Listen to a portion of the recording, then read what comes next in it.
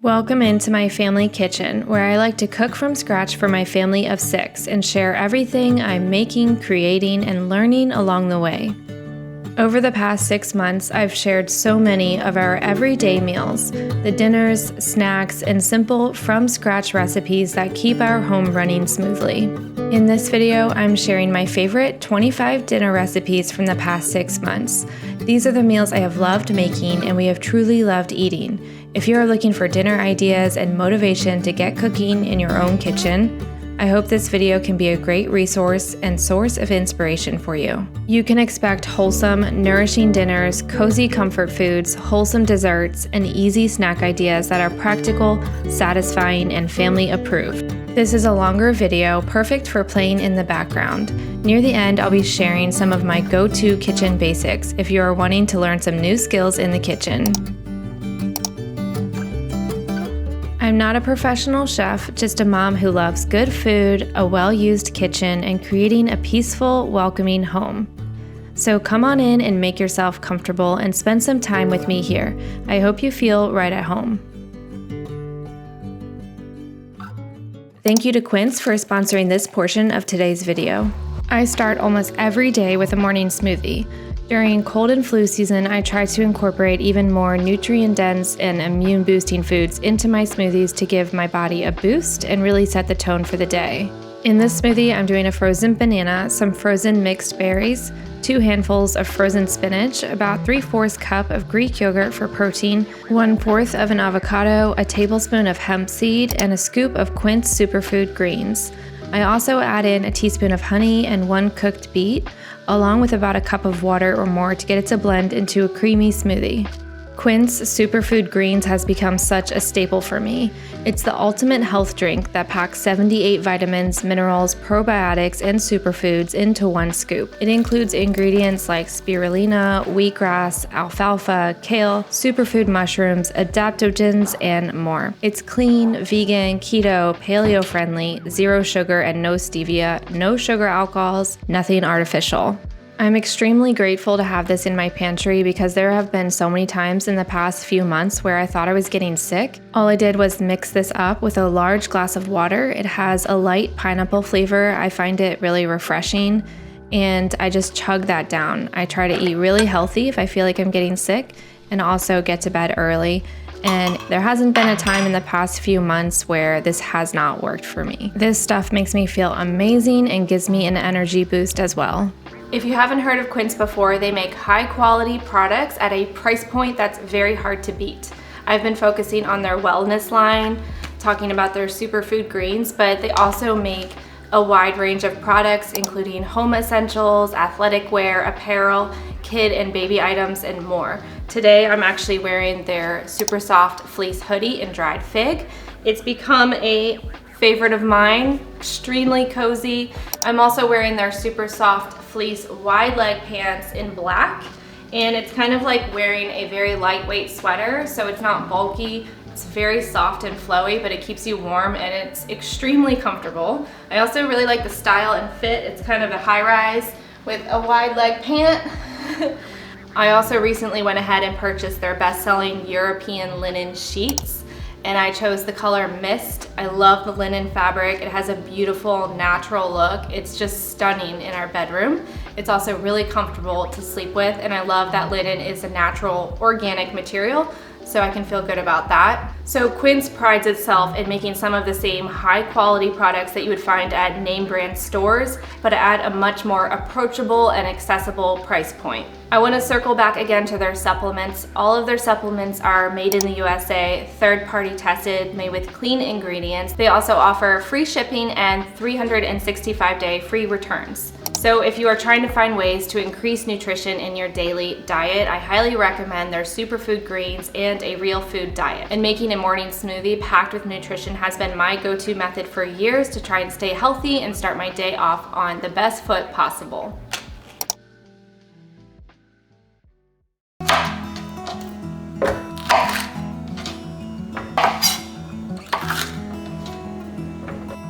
I love this recipe because I can pack in so many veggies. I have the full recipe listed on my blog. The link is in the description. but I'm putting a bunch of veggies in my Vitamix blender. You're gonna want a high-powered blender for this. And I love that I can use cauliflower in this recipe too. I've noticed that cauliflower works really well in soups. You can really camouflage it in a lot of things. It doesn't have a lot of flavor, and you can add more nutrition to your meals that way. For spices, I'm adding a tablespoon of cumin, a tablespoon of chili powder, a half teaspoon of smoked paprika, a teaspoon of salt, a half teaspoon of pepper, a can of fire roasted diced tomatoes. You can also just use regular diced tomatoes. And now my chicken broth, I put that in the fridge so that I could skim the fat off the top. So I'm doing that now, and then I'm gonna add 2 cups of chicken broth to the blender to get it going.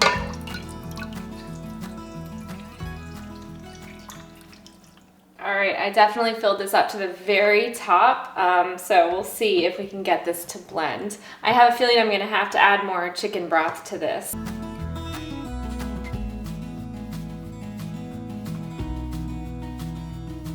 My blender had no problem mixing this all up. I let it go for a few minutes, and so everything was really smooth and creamy, and there were no chunks of any veggies.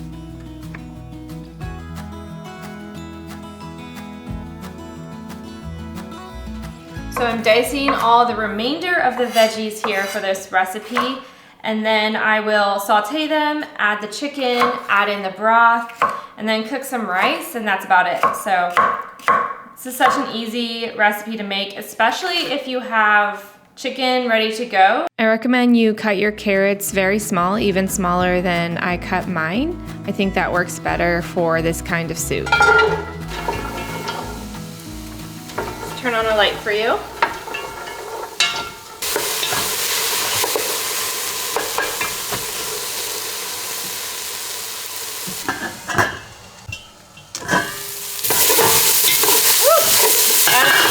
Starting to burn.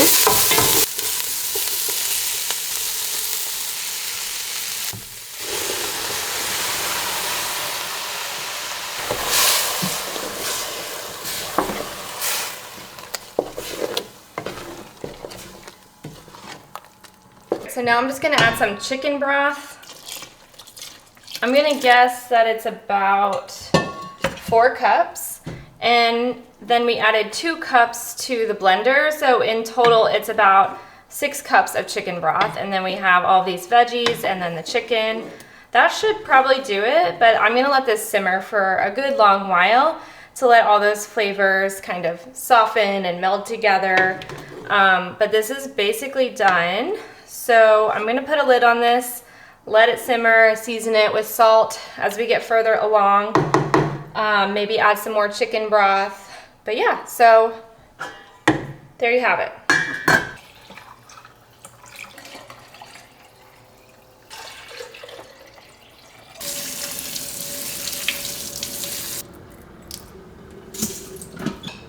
So for the rice, I did 2 cups of rice and 2.5 cups of chicken broth, and I'm gonna cook that for 4 minutes on high and then let it naturally release pressure. Okay.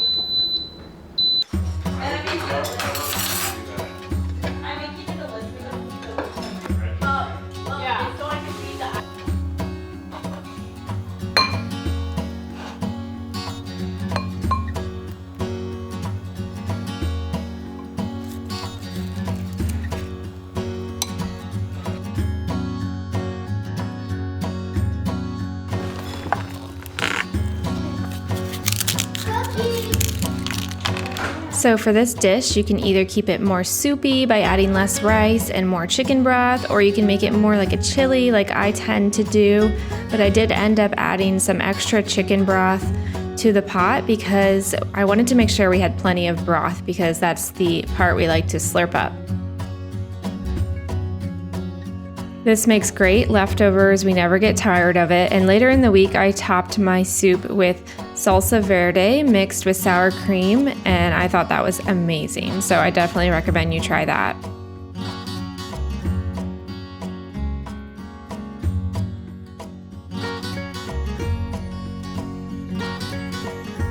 It's going in for more. So good. Yay. Can't help myself. Are you happy? Oh yeah, this is amazing.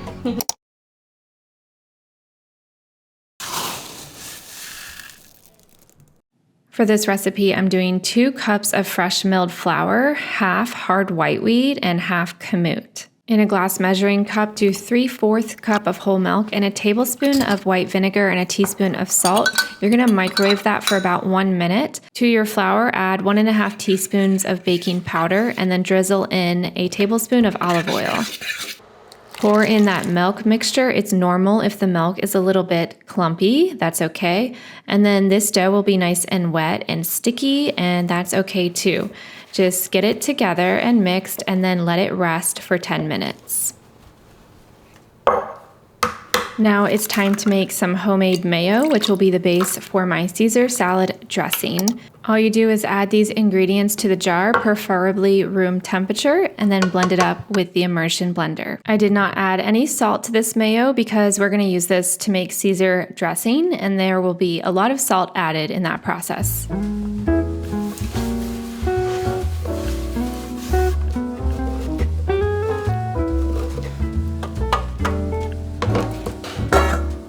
For the Caesar dressing, I'm putting the whole jar of mayo I just made and adding some Worcestershire sauce, Parmesan cheese, a squeeze of anchovy paste. Fresh anchovies are better, but this is what I have right now. Some pepper, salt, grate a clove of garlic or 2, and squeeze some lemon juice in there and then just blend it up. This is less of a recipe and more of a method that I learned from the book Salt, Fat, Acid, and Heat. And basically you're layering these ingredients. You're alternating between the Worcestershire and the anchovy paste and the Parmesan and all the different ingredients and layering them until you get the flavor that you like. So now my tortilla dough is ready to be kneaded.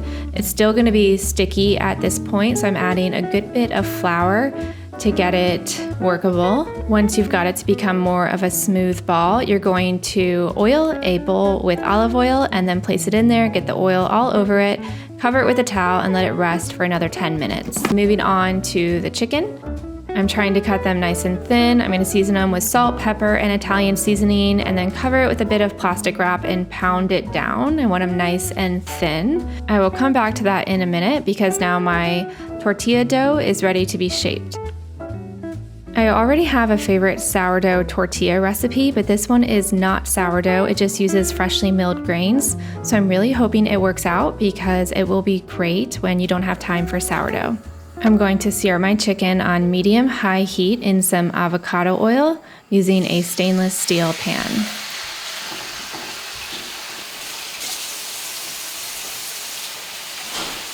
I'm getting ready to cook the tortillas, so I'm turning the heat on medium-high on my cast iron skillet there and beginning to roll them out. They rolled out really nicely. You do need to use flour as you're rolling them so they don't stick. I'm checking to see if my chicken is ready to be flipped, but it's giving me some tension, which means it's not ready. So I'm gonna leave that. I have a pan with a towel near my stove. So once that tortilla is done, it will go under a towel and then I'll roll out the next one. I thought this dough turned out beautiful. As you can see, it's got elasticity. I was able to roll it out really thin. I was very pleased with this recipe, so I will definitely be using it again. Now my chicken is flipping easily because it's been seared properly. This is why I do like to use stainless steel for chicken, because I actually want the pan to be a little sticky because it helps me know when my chicken is actually finished. So I like Caraway for non-stick pans, and I like Maiden for stainless steel. And then of course, I love my cast iron pan from Lodge as well.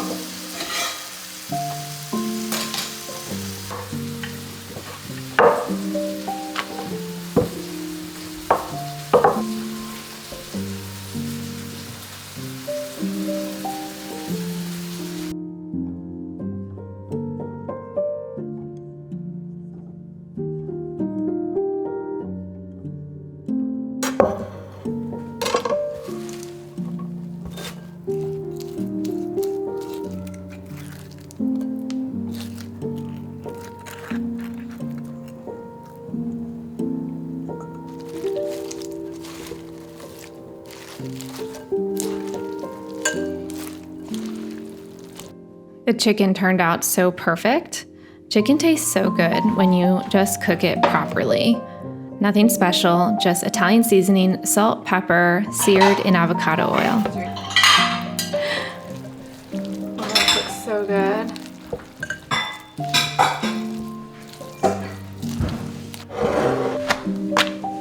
For these chicken Caesar wraps, I'm just layering chicken with the salad, and then if you'd like, you can drizzle some extra dressing on there too. These wraps held up perfectly as I folded them up too. This was quite a delicious meal that I will be adding to our rotation. This looks amazing and I'm super hungry.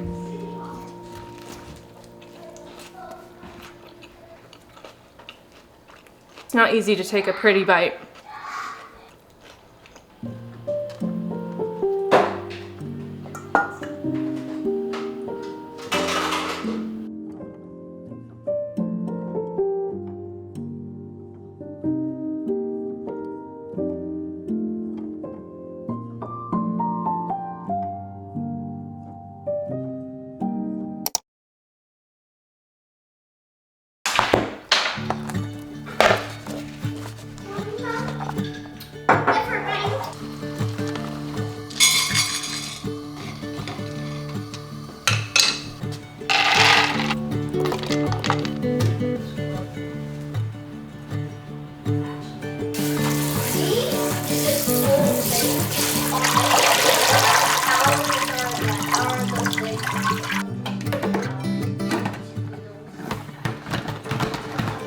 Oh, really? And I forgot I couldn't eat it and I ate it. I don't have a whole cup of cheese here, so I'm gonna have to shred some. Unfortunately, got double appliances right now. I like my kitchen tools, what can I say? And he did it.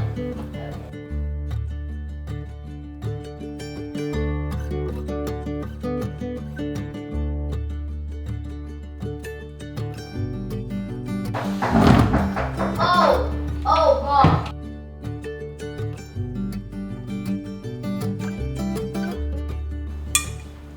I'm taking a little shortcut today. I ended up getting some fresh lemon juice in a bottle. Such a luxury. I think I'm supposed to shake this.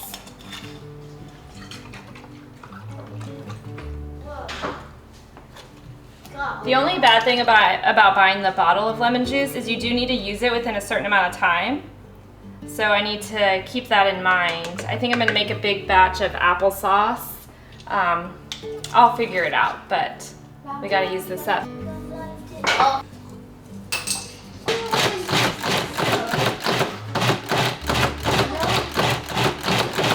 Pesto is so easy to make. You want 4 cups of basil leaves, 4 cloves of garlic, 1 cup of finely grated Parmesan cheese, a half cup of toasted pine nuts, a teaspoon of lemon juice, salt and pepper to taste, and a half cup to 3/4 cup of extra virgin olive oil. What does it taste like? It's just full of flavor. What does it taste like? Kind of like basil. I portioned out the pesto into a silicone muffin tray, and I'm gonna freeze them and then transfer them to a bag later so I can use them for recipes later on. Moving on now to some turkey burgers. I have a whole bunch of turkey meat that I wanted to use up, and I found this recipe from America's Test Kitchen. It's just a very simple turkey burger. I'm also making sweet potato fries to go with it, so I'm cutting up my sweet potatoes nice and small into a fry shape, and then I'm gonna coat it with a generous amount of olive oil, and then about 3/4 teaspoon of salt here and a teaspoon of arrowroot starch or cornstarch. This just helps the fries to get a little bit crispier. I have, I believe, 3 sweet potatoes here.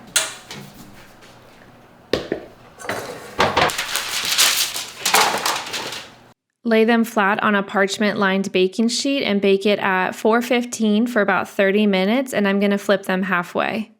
I have 3 pounds of ground turkey here. I'm adding 4 tablespoons of melted and cooled butter, and then 4 teaspoons of Worcestershire sauce and 4 teaspoons of Dijon mustard. And then a half teaspoon of pepper and a teaspoon of salt.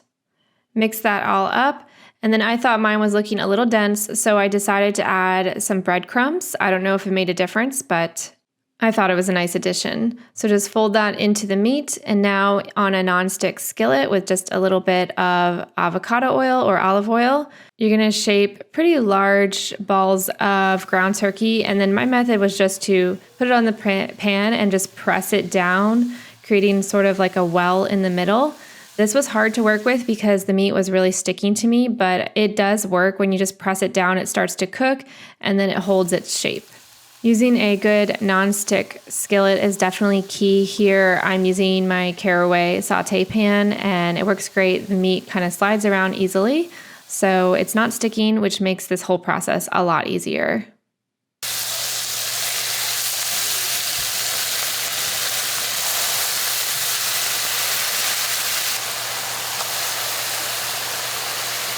You want to cook them for 3 to 4 minutes per side until it's browned and looks finished. And I'm topping these with provolone cheese. I turned the heat off and I'm putting the lid on just to let the cheese melt. And then I'll transfer that to plate and move on to making the next batch of turkey burgers. I ended up with about 9 turkey burgers. The sweet potatoes are about halfway through baking. I'm going to try and flip those and then let them keep going. My daughter made one of the turkey burgers look like a little bear. So we served these with the basil pesto, and I didn't have a lot of extras. I could have made some homemade mayo. I think that would have been good on it, but I didn't do that on this night. I did use some homemade sourdough buns that I had pulled from the freezer, and we just kept it simple with the turkey burger, some provolone cheese, and some basil pesto. The sweet potato fries were a great addition. I turned on the broiler for the last few minutes of cooking. Go a little too long.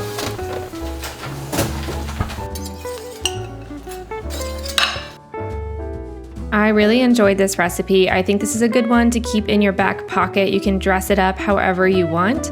I also think it's a good one to make ahead of time and prepare in bulk and keep in the freezer. I definitely want to try that sometime in the near future. And then me and my husband enjoyed these for the rest of the week for lunch. We topped it with provolone and sauerkraut. It was just a great high protein, simple lunch. Moving on now to Salsa Verde chicken enchiladas.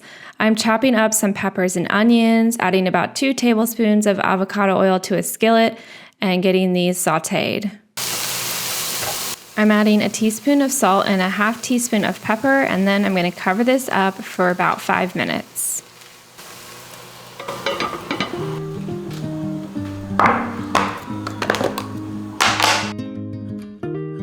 Now I have my meat from yesterday. I'm going to take out about 2 chicken breasts worth of shredded meat, and I'm just going to chop it up to get it into smaller pieces, and this will go into the filling for our chicken enchiladas.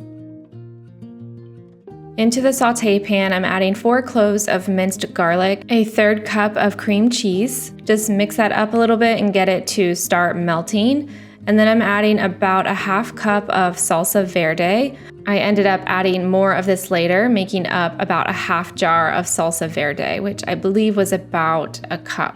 Now I'm adding a heaping teaspoon of cumin, and just mixing that until it's incorporated, and then adding all that shredded chicken in there. And as you mix it, if it starts to dry out, you can add more salsa verde and also some chicken broth.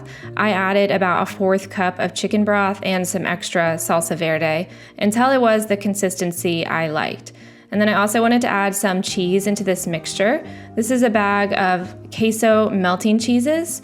So it was just a bag I saw at Aldi, and I thought it would work well.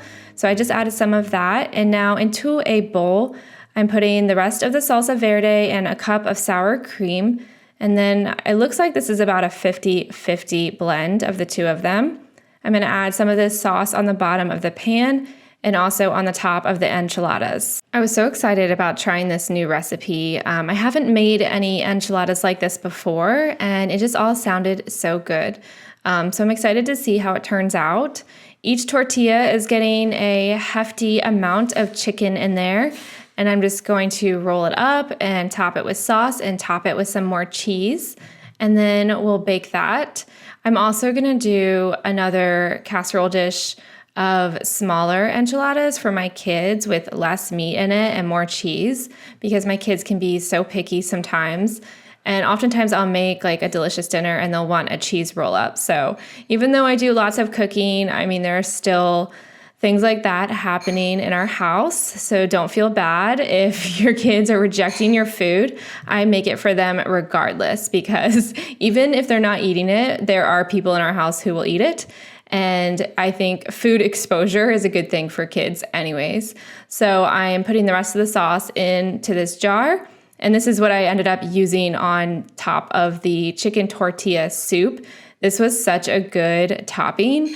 So it's definitely something I'm gonna do again. So I'm baking these at 350 for about 30 minutes until they look crispy and the cheese is melted. So since I made up this recipe, we have a very generous taste tester here. Cannot wait, this is amazing. Who's gonna tell me how it is? What kind of cheese is that? It's just like a new Mexican, it's like queso melting cheese. Say no more. Good. It looks amazing. Just hard to separate. Okay. All right. I cannot believe I get to eat this right now. Yes. You ready for this? I'm ready. Mmm. I need to try it. Is it good? Mmm. Let me try a bite. Wow. I had some hot sauce and that's like... Hot sauce? It's offensive. Sorry. Just kidding. That is so good. Wow. Oh, wow. That is so good. I love it. Holy cow. Salsa Verde chicken enchiladas. Every day. This one's going in the recipe book. Every day. And I'm gonna put this one on the blog. Tonight I'm gonna make lasagna soup and I'm gonna do some homemade pasta, some homemade ricotta, homemade chicken stock. It's gonna be so delicious. So I'm gonna start by making the ricotta. Yes, dear.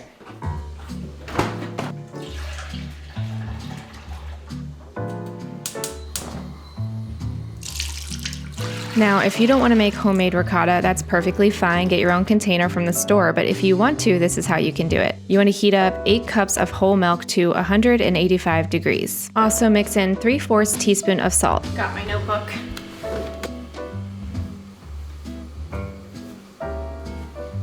I'm going to go ahead and mill some flour, make some pasta. I am all about homemade pasta lately. It's like my new favorite thing. It turns out so delicious. It's so fun to make. And I like adding in a little bit of freshly milled kamut flour every time I make pasta.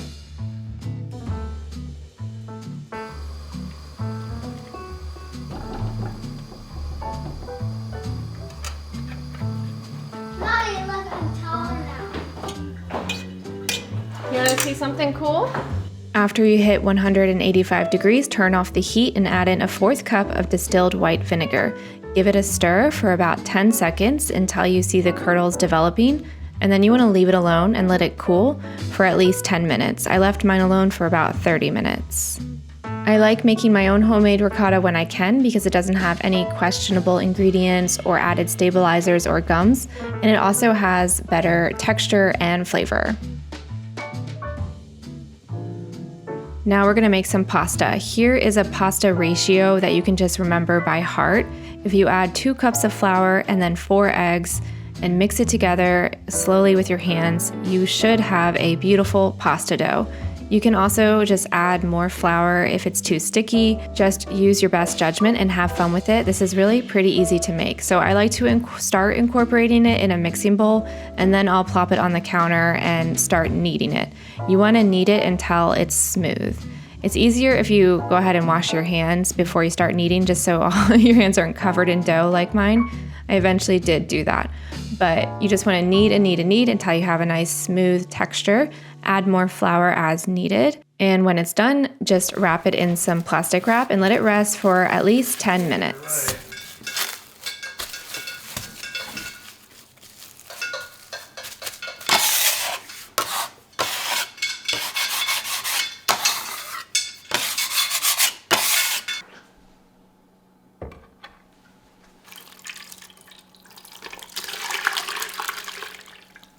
You can use a bowl with a strainer over top and then a cheesecloth and strain your ricotta that way, but I happen to have a Greek yogurt strainer, so I'm using that. I'm gonna let this strain for about 10 minutes, and then I took the same pot, washed it. I'm gonna heat it up with some olive oil and start making my soup.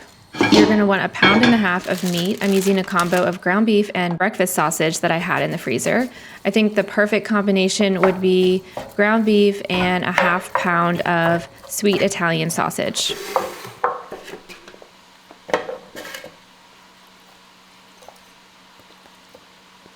This ricotta is going to go in the fridge to chill until it's time to serve, and later I'm going to add some heavy cream and mix this up to make it a really smooth texture. Okay, now let's get the rest of our ingredients prepped. So you're going to want to dice 1 large yellow onion. All right, so my plan for this lasagna soup is to first use the chicken stock and then to add some tomatoes. I have whole San Marzano tomatoes here. This is a 28-ounce can. I'm gonna chop this up a little bit, and then for an extra pop of flavor, I'm gonna add about 1 cup of Raos. You don't have to do that, but it just adds, like, you know, an extra pop of flavor. But if you don't have that and you don't wanna buy it, that's perfectly fine. I'm also gonna add 2 tablespoons of tomato paste. And another idea I had is if you happen to have cherry tomatoes hanging around and you need to use them up, this is a great way to do it. You could just chop them up, add them to the veggies when you're sauteing, and it kind of creates a little bit of a sauce and just adds to the flavor. So it's just kind of giving you some ideas, but this is my plan for tonight, to use these 3 things. When the meat is done cooking, I'm going to take it out with a slotted spoon and then wipe down the pan so that we don't have a lot of grease in this soup. And then I'm going to start clean with a little bit of olive oil.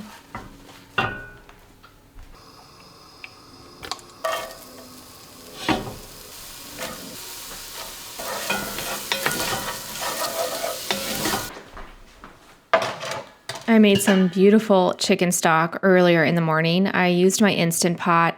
I did the carcass of a whole chicken and tons of the frozen veggie scraps that I had. And then I happened to be in possession of some frozen chicken feet, so I added a few of those for extra collagen. And now I'm just skimming off the fat. Like I said, I don't want a greasy soup. So my broth is ready, and now I'm just giving a quick pulse with the hand blender to those tomatoes so that we don't have whole entire tomatoes going into the soup.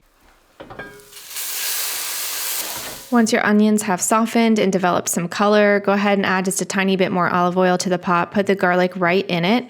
You want 3 cloves of minced garlic, and then add a teaspoon of dried oregano, basil, and Italian seasoning, and then 2 tablespoons of tomato paste. And then mix that all up. Those flavors will all start to develop in the olive oil. It just kind of like blooms the flavors when you do it this way. And then add the meat back in, and the can of tomatoes, and the broth. I'm doing 6 cups of chicken stock here. And then finally, a cup of marinara.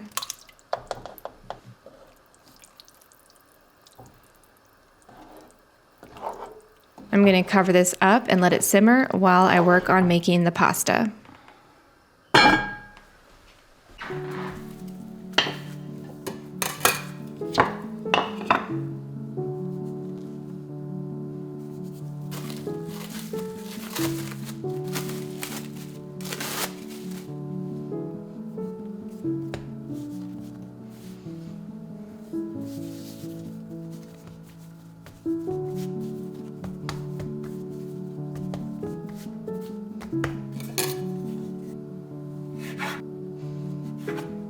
Now, if you don't want to make homemade pasta, that's perfectly fine. You can buy a box of lasagna noodles and just cook them in the soup. But I'm really enjoying making this from scratch. And I don't do this because I have endless time. I don't. I do it because I really crave a slower and simpler lifestyle, but in the midst of a busy one. And this is kind of how I find it, not by running away from work or real life, but by choosing small ways to ground myself. In a world full of technology and advancements and activities, cooking from scratch reminds me that life doesn't have to be lived at that pace. It reminds me that home can have its own rhythm, warmer, calmer, and more human. It's a tiny act of resistance, in a way, not against modern life itself, but against the idea that productivity is more valuable than living well. And I don't know about you, but when I make something from scratch and we get to sit down and eat it, I'm pretty darn satisfied with myself. It feels good to create in a way that benefits the whole family. There are lots of hobbies you could have. Some of them are very expensive. I'm definitely a serial hobbyist. I like to learn new skills. And so I like that with cooking, it's something I can kind of get creative with, but it's also useful and practical and doesn't destroy our budget. And then you also have the added benefit of you know exactly what ingredients are going in it. It's so much healthier and more nourishing, and obviously more delicious. So I'll get off my soapbox now, but basically for this pasta dough, I had to add a lot of flour to make sure it wasn't sticking as I rolled it out. And then the way that I get it to fit the width of the roller here is I'll roll it out the first time and then I'll fold each end in by a third, and then I roll it out again. And so then I pass it through the roller, taking the thickness level down a notch each time until it's the thickness that I want. Make sure you flour it well, and you can let it air dry either on the counter or on a pasta drying rack. I just kind of left mine on the counter. But we're gonna use this very quickly here in a minute when I make the soup. Now I'm gonna chop up a few large handfuls of spinach and add that to the pot.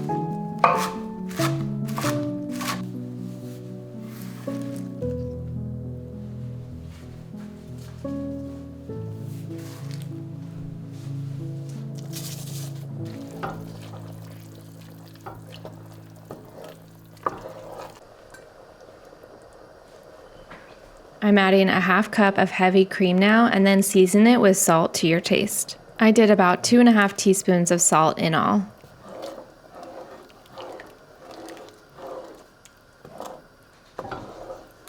All right, so for the pasta here, I have more than I need. So this batch of pasta will give you some leftovers. I'm just gonna put some to the side. I would say you could probably use a third of this pasta recipe, and then you can freeze the rest of it. So I like to freeze it in sheets and then use it for lasagna later. And you just add it to the soup and it cooks up in just a few minutes, and it's so delicious. I just cut mine into squares. I should have done them smaller, but I would say like squares or little triangles. Honestly, whatever you want is fine. The point is just getting them into sort of bite-sized portions in there.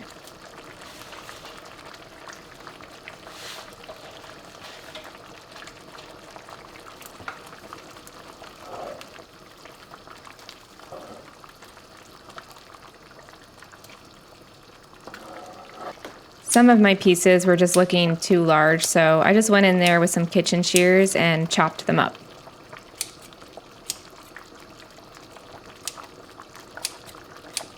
I'm just gonna put my leftover pasta dough to the side, let it dry out a little bit before I freeze it. It smells good in the garage, Mom. In the garage, that's funny. I don't know where to put this. I got all these dry out somewhere. How long until dinner's ready? It's ready. Are you serious? Yes. Now look at the pot. I just gotta serve it up. Now it's time to serve it up. So I have my ricotta here. I'm adding a splash of heavy cream. I'm gonna pulse it a few times with my hand blender until it's nice and creamy.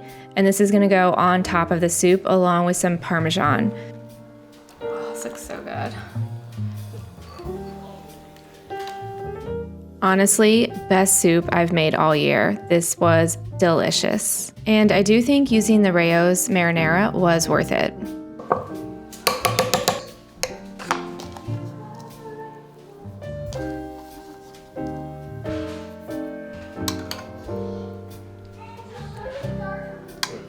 This recipe made me so happy. I was really pleased with how it turned out. I wrote everything down, I've documented it, I took photos, and it's on the blog. I'll leave a link in the description.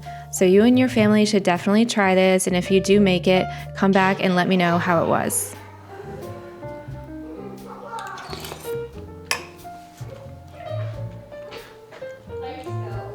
Ten out of 10. Awesome. 10 out of 10 for sure. Oh my gosh. That slurp was a 10 out of 10. It's so good. This is the best soup ever. Nice. I kind of wish I had added more pasta. I just didn't want to overload you guys with pasta noodles, but I don't think you can be overloaded with that. Come here, Joseph. Come watch this. It's funnier than that. Oh, really? Yeah. Well, you guys are just more funny than me. Guys, this is the best soup ever.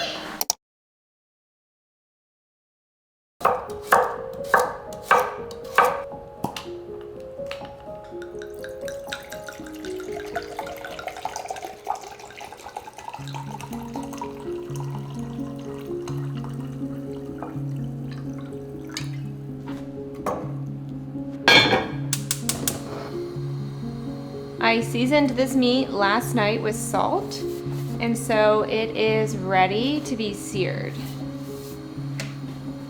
Always a good idea to pat your meat dry, because the drier it is, the better it will sear.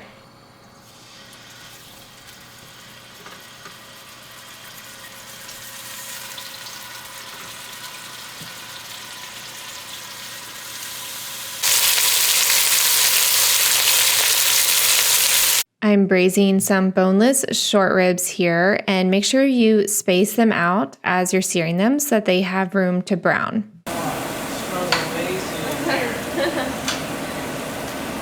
Wow, what are you making? Short ribs? It's so good. I want that just alone. That is amazing. Maybe I put that in here for a few. Straight into the fat that is still left in the pan, I'm sauteing 2 onions and 2 carrots until they have caramelized a bit. And now I'm adding 1.5 cups of red wine.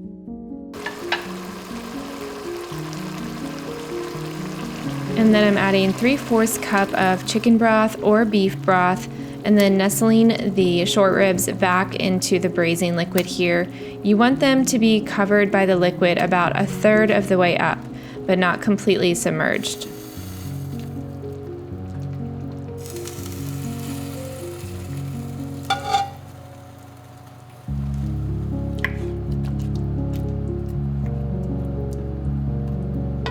I'm adding a 4-inch branch of fresh rosemary and then 2 bay leaves and just nestling them in there with the meat. And then you're going to take some parchment paper and cover the meat. You can press it down so that it touches the top of the meat there, and then cover the pot with a lid. Stick it in the oven at 300 for about 2.5 hours. And in 45 minutes or so, you can come back and flip the ribs.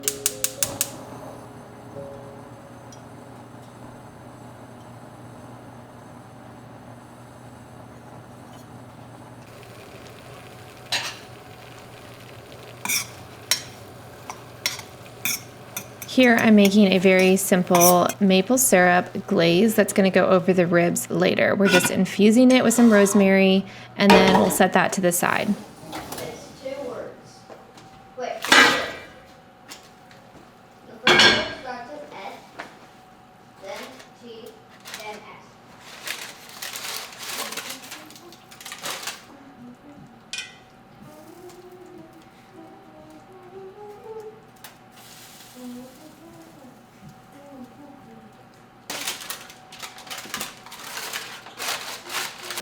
You know, like when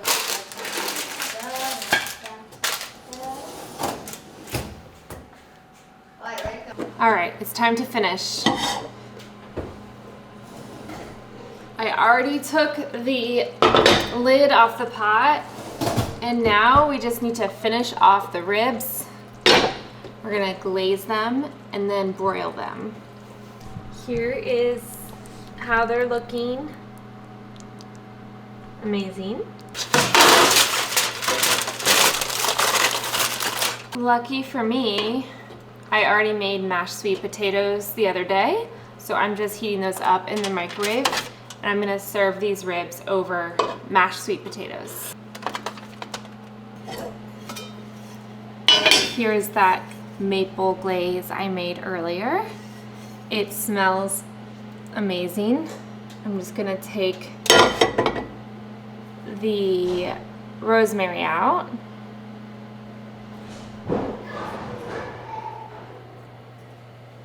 It's done. Yeah, and we're just gonna brush it on top.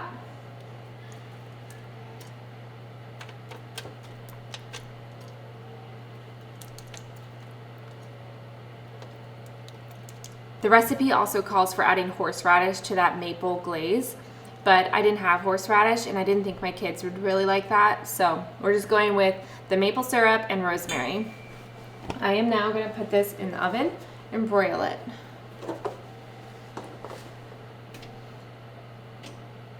You know, I'm actually gonna use my little toaster oven. I think it will be faster.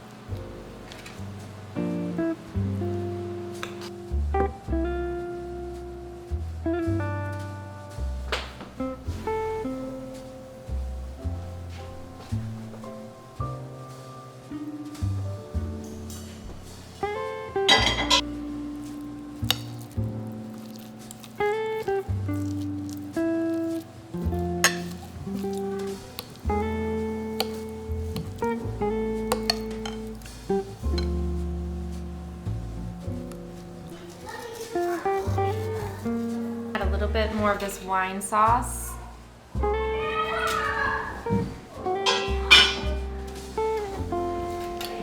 And this. Oops. You boys hungry? Yes! You hungry? It smells so good. Amazing. You have to make this. This is an extremely special meal. It's worth it. I don't think it's really that much effort because it sits in the oven for a couple of hours and it's amazing. Yes! Ready? 3, 2, What I made. I cannot wait to eat this. 3, 2. Okay. It's like Let's- fine dining. Can it get in our mouths now? This one's yours. Hooray! I'm so excited. Mom! Oh! Plate number 2.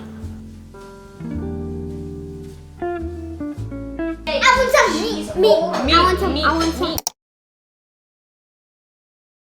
I'm going to start with a sheet pan lined with foil, and I'm turning on the oven to 450. I love this meal. I love meals like this in general. When you roast a sweet potato and put something on top of it, I think it always turns out amazing, and it just is so easy. So this is definitely one of those easy weeknight meals that I make when I'm in a hurry and I don't feel like doing much in the kitchen. First, you want to pierce the sweet potatoes all over with a fork, and then we'll bake that at 450 for about 45 minutes.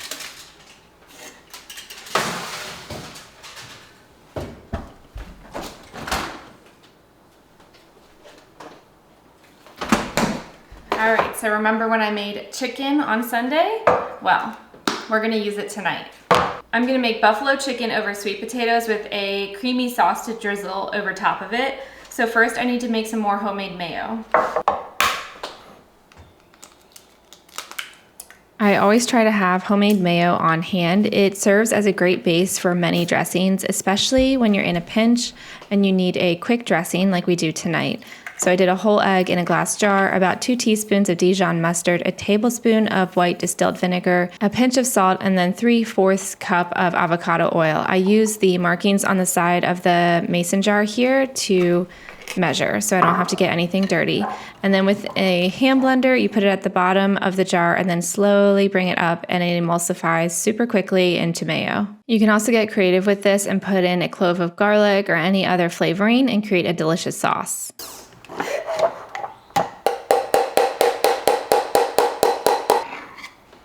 Look how easy that was. It turned out so thick, and I didn't even wait for the egg to come to room temperature, which is what is recommended. Sometimes I just do it cold and it still works. So for this sauce tonight, I'm doing about a 1/2 cup of mayo, and then I'm gonna add 2 tablespoons of sour cream and 2 tablespoons of milk.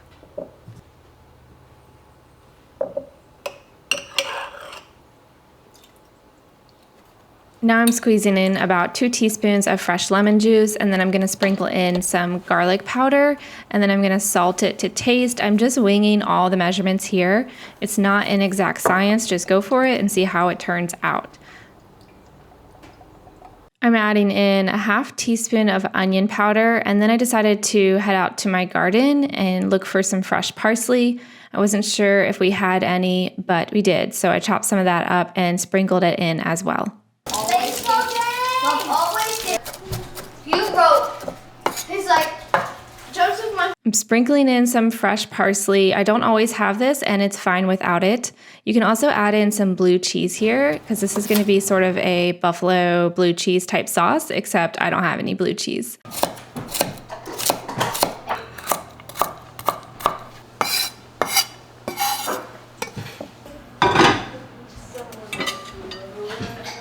Into a skillet, add 1/4 cup of ghee and then your 2 diced carrots. You should also dice up 2 ribs of celery, but I didn't have celery tonight either.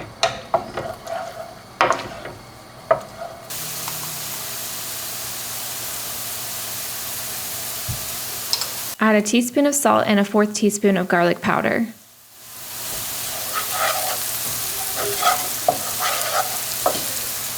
Now I'm adding in all of that shredded chicken from a few days ago. I believe this is about 3 chicken breasts that have been cooked and shredded. I'm just gonna break that up and mix that all together.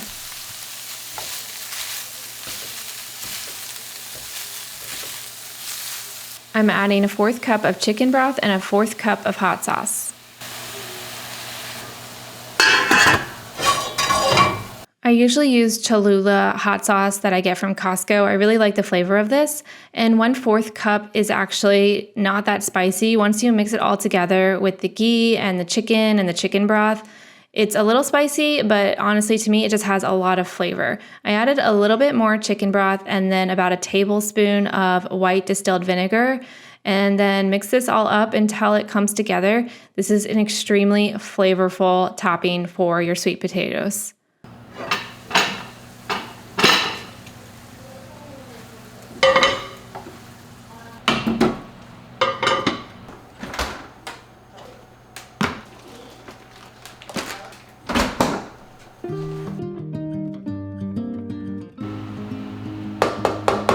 I'm shredding some cheese and I have some leftover salad from earlier in the week, so everyone will get a little bit of that. And now my sweet potatoes are finished. I like to bake them for a long time until you see syrup dripping out of the skins. You want it to be very soft because the longer it bakes, the sweeter it becomes, and that's how my kids like it.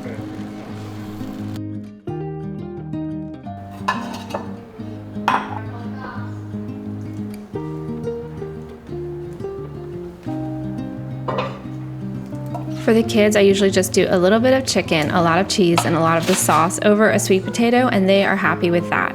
For the adults, I like to do a lot of chicken, a little bit of cheese, and a little bit of sauce, and that's how I like it.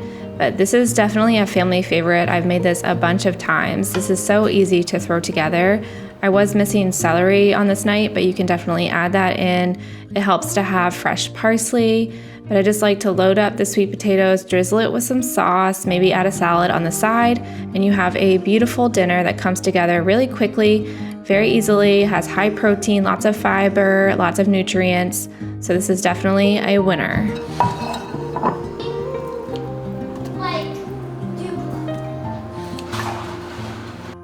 I couldn't find any of my knives, my butter knives, and so I ended up just using scissors. But I cut off the rugged ends of the sweet potato just in case that bothered some people. And we actually don't end up eating the skin of this. The inside of the sweet potato is so soft that you can basically just scoop it out and eat the inside.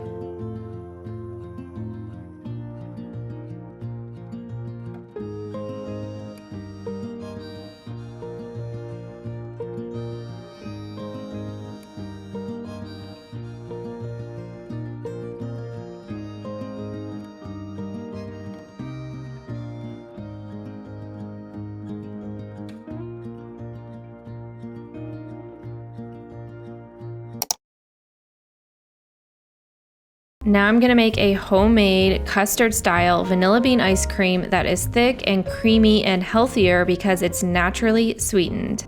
I'm gonna start off with 4 egg yolks. So I just gotta crack and separate the yolks from the whites. When I was filming, I made a larger batch, but I've since tested and modified this recipe, so I'm gonna give you the correct amounts here in these instructions, and the full recipe is on my blog, linked in the description. It's really don't like you.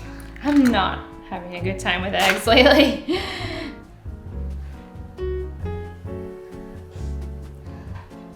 I don't like this white part. It's so gross. I bought these vanilla beans when they were on sale at Costco, and I didn't have a use for them yet, but I knew I would eventually find one, so I'm excited to use these. So to use the vanilla bean, you want to scrape out the seeds. It's easier if you use a paring knife, but I just have this big one.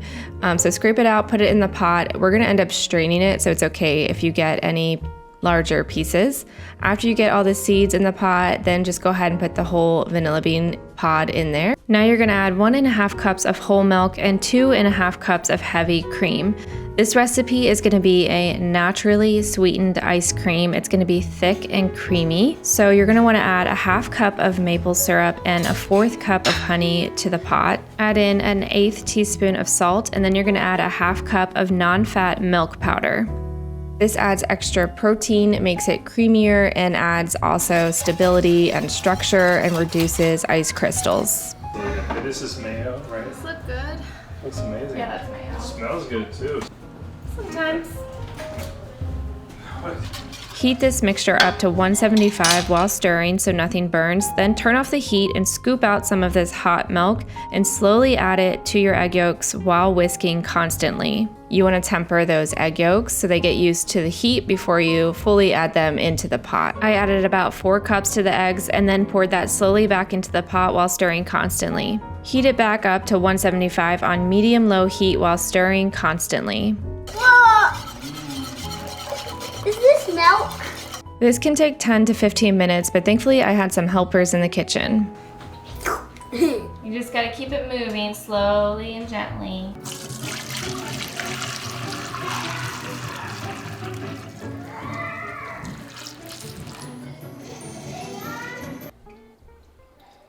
Oh, look at all the vanilla beans. Maybe I should have stirred it. Oh. Oh dear. Will it mix them? I don't know if it can do that much, to be honest. Is there a filler? I don't know. We're gonna have to take some out. 2 cups. I'm gonna churn the ice cream now, and the ice cream recipe I shared is for 2 quarts of ice cream, but I didn't realize my ice cream maker only fits 1.5 quarts. So I poured some out and I'm gonna churn it in 2 batches. And I was very tempted to add some peppermint extract to this ice cream because I wanna try peppermint ice cream. So I think I'm gonna add that to the second batch. These are the Thai chicken meatballs that are now frozen, so I'm transferring those to a bag for easier storage. The ice cream looks so beautiful. I thought it would be a good idea to make some chocolate peppermint cookies and break them up and add them to this ice cream. I didn't get around to it today, but next week I'm going to be making cookies, so maybe I'll get around to that. But I'm transferring this to an ice cream container, which also only fits 1.5 quarts, so I had to find a different container for the rest of the ice cream. I put this recipe on my blog and I modified it so it fits inside a standard 1.5 quart ice cream container. You can also use a loaf pan if you don't have a container.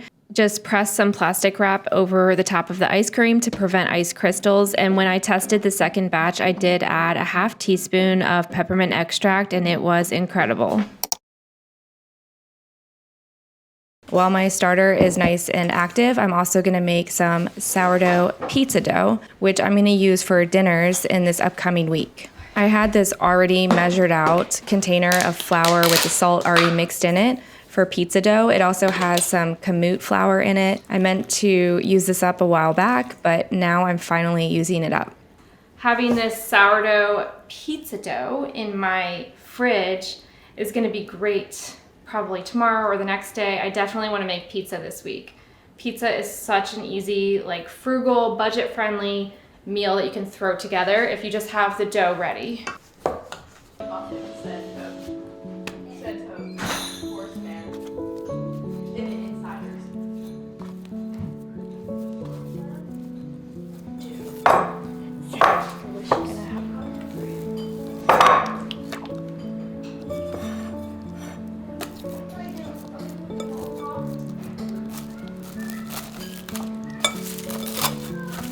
Now moving on to dinner, I'm really excited about tonight's dinner. I'm going to use the sourdough pizza dough that I made yesterday. It's in my fridge ready for me, and I'm going to use the chicken from the whole chicken I just cooked. I cut it up and tossed the chicken in about a half cup of barbecue sauce. I have about 2 whole chicken breasts here. I'm putting it in the oven at 375 for about 20 minutes until it looks a little bit crispy.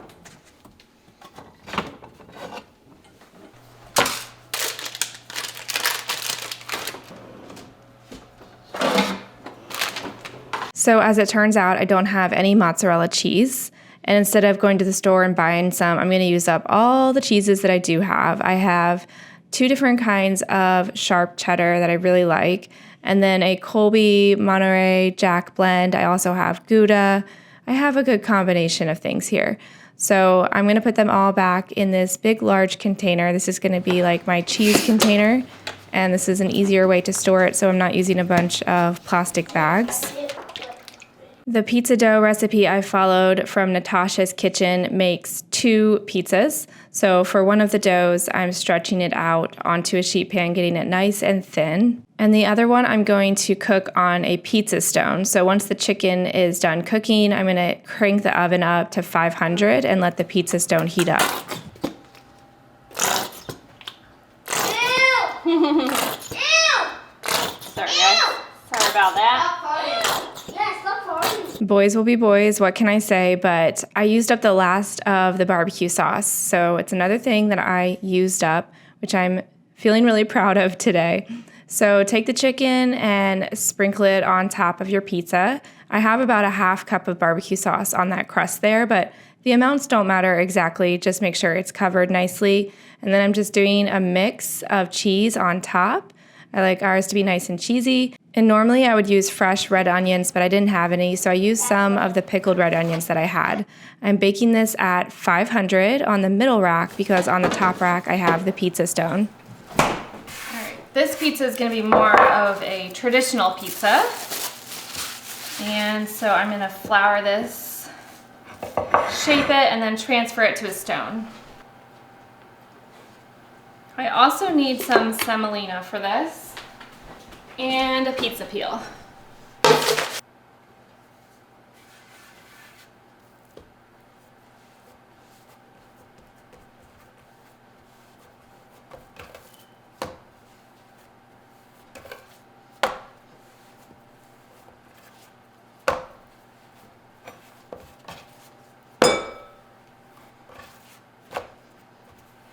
I didn't realize that this recipe made such small pizzas. I should have known. Now thinking back, I knew that. I normally double it, and I didn't do that. So I have a feeling we're gonna have to scrounge a little bit with our dinner.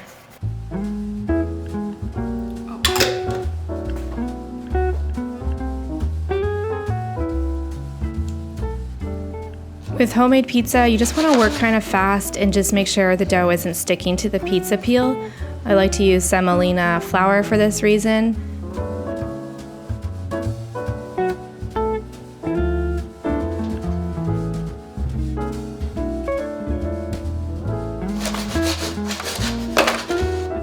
We like to add salami on our pizza instead of pepperoni. I just think it has a better flavor. And for pizza, I try to use really high heat and I turn on the convection fan so that the heat flows really well around both pizzas. This part always makes me a little nervous.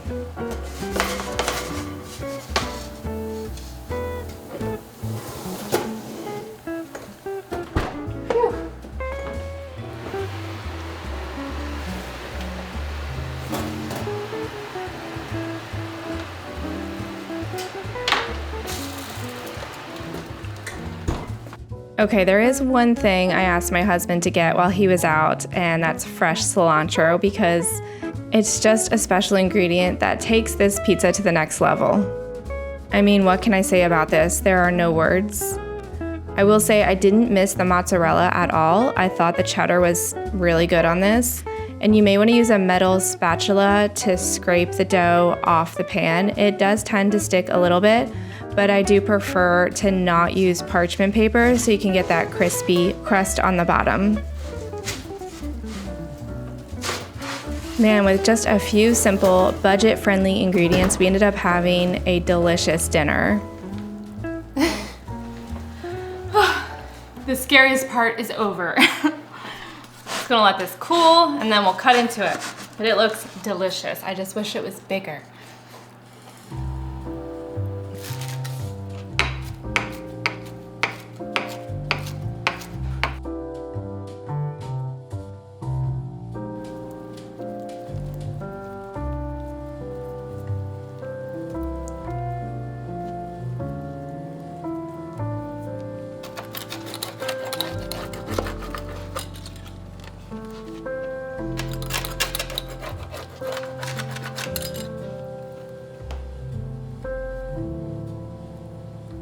This was so good. In fact, I was craving it the next day, and so early the next morning I made pizza dough again, and it was ready by dinner time. And so we made pizza again.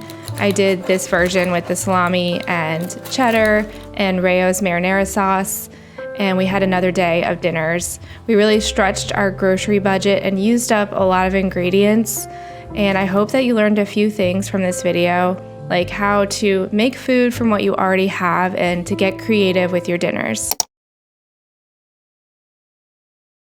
I am trying to make a really awesome burger, and so I'm starting the day before by making homemade sourdough brioche buns. Early that morning, I fed my starter. I did 1 tablespoon of starter and 1 cup of flour and 1 cup of water. I also made a poolish that morning. It was 200 grams of flour, 200 grams of water, and 3 grams of yeast. I'm doing half freshly milled flour, so that's 500 grams of hard white wheat milled flour and then 500 grams of all-purpose flour. Then you add 25 grams of salt, 120 grams of sugar, and 10 grams of yeast.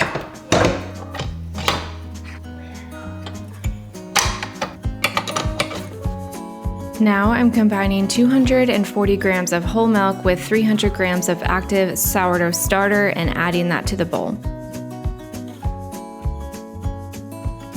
Now I'm adding 500 grams of eggs and the 400 grams of poolish. Brioche dough has a lot of enrichments and usually needs a lot of mixing, so I'm using the dough hook on my Anka shroom mixer. While that's going, I'm feeding my starter a cup of flour and a cup of water. I'll let that sit on the counter and rise again so I can use it later. And then your dough should look like this, and at this point you just want to incorporate it, and then you're going to stop it and let the dough rest for about 20 to 30 minutes. When you come back, turn the mixer back on to medium speed. Let the mixer run for 6 to 10 minutes until the dough looks more developed, and then you can start adding your butter. You're going to incorporate 450 grams of unsalted butter. You want it softened but still chilled.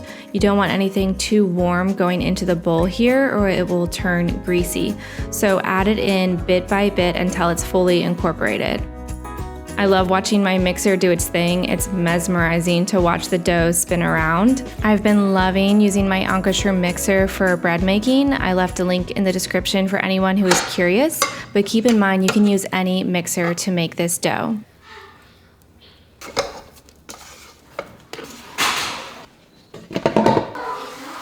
Now your dough is going to go through a 2-hour fermentation. It's best if you place it in a colder spot in your home and then come back and visit it twice the first hour to give it a good stretch and fold to develop the gluten in that dough, and then do it 1 time the second hour. With all of these enrichments, you don't want to let this dough get too warm or over ferment, and so 2 hours is all we need. Now let's get down to some cooking. I am really excited about the dinner I have planned. I'm going to make some smash burgers and bake up these delicious buns and then make some caramelized onions. I'm super excited.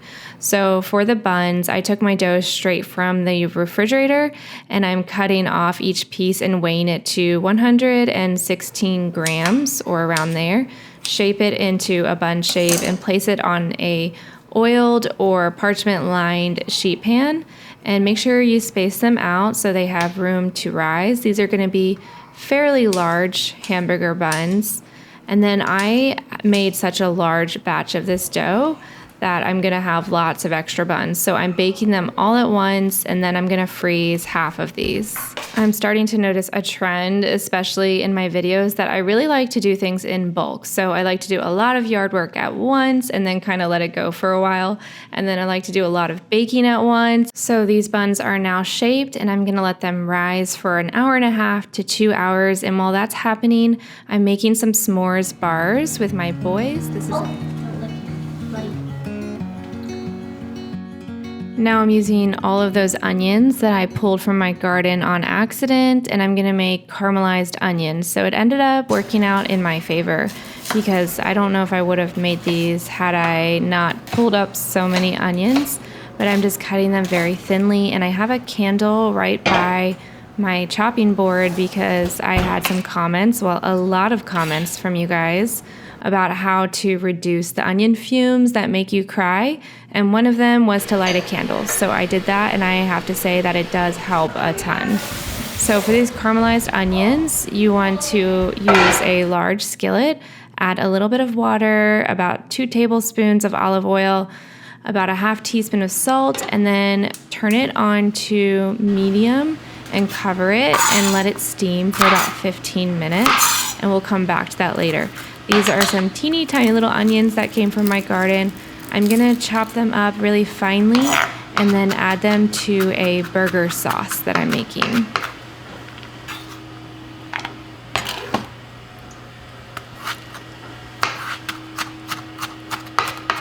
This recipe is based off one I found through America's Test Kitchen. I will link that below. You're going to chop up a dill pickle and I added about 2 tablespoons of pickle juice. And then I added a big squeeze of ketchup and then about 4 tablespoons of mayo. Mix that up really well and also add in a pinch of pepper, which I forgot, so I added that after this. But this sauce is incredibly delicious, the best burger sauce I've ever made, and it's so simple. So this one's definitely going in the family binder so I don't forget it. So now my buns are risen. I'm gonna give them an egg wash. Then I'm gonna sprinkle them with some sesame seeds, and then I'll bake those at 450 for 15 minutes. I have 4 pans of these buns, and I'm gonna bake them one at a time.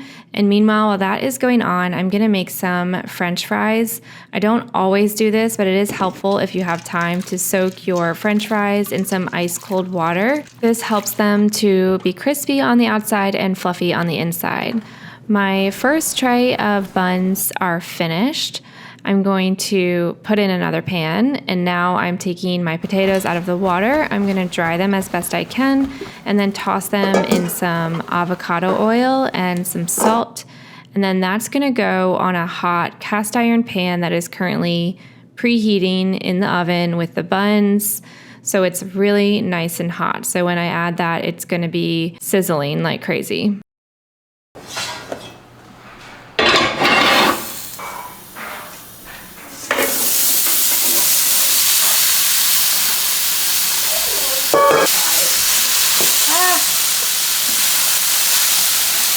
Man, I was a messy cook on this night, dropping stuff everywhere, but the kitchen was busy. Now these fries are going in the oven, and now let's talk about these caramelized onions. After I steamed them for 15 minutes, I removed the lid, turned the heat down to medium-low, and pressed the onions into the pan and into the sides of the pan and let them brown. Every few minutes, give them a little stir and then press them down again.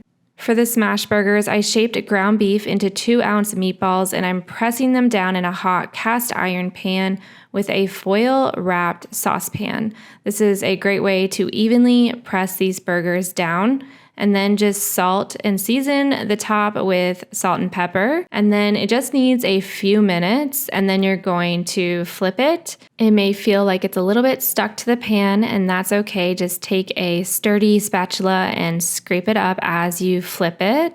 And then it only needs about a minute longer. This is when I like to top it with some cheese and let that cheese melt.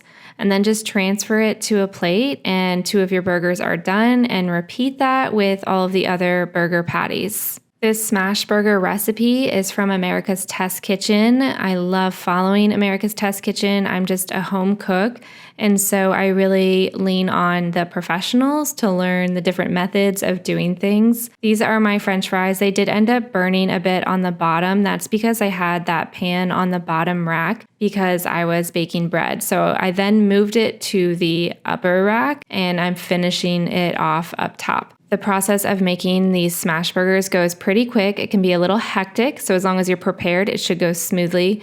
And now I'm adding an 1/8 teaspoon of baking soda with a tablespoon of water to the onions. This speeds up the browning process, and as you can see, they turned out so beautiful, and I'm so glad I was able to use up all my garden onions from that day. So now we worked really hard making all of our burger components, so let's go ahead and assemble these burgers.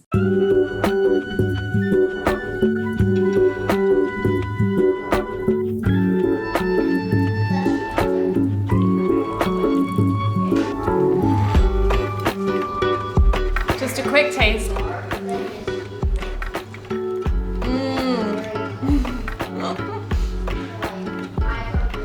This sauce and these caramelized onions and these buns make this the best burger I've ever made.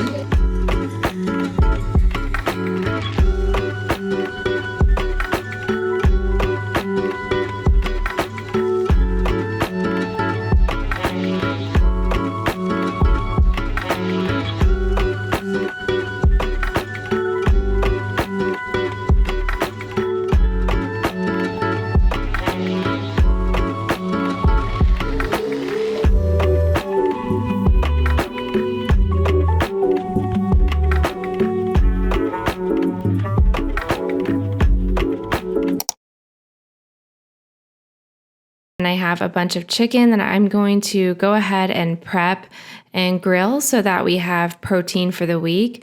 I like to cut my chicken really thin and then pat it dry, pound it down, and then season it the way that you like. So I'm doing that here. Okay, so here's our spice rubbed chicken, and I'm just gonna let this sit. I'm gonna put a lid on it and put it in the refrigerator for about an hour, and then I'm going to cook it.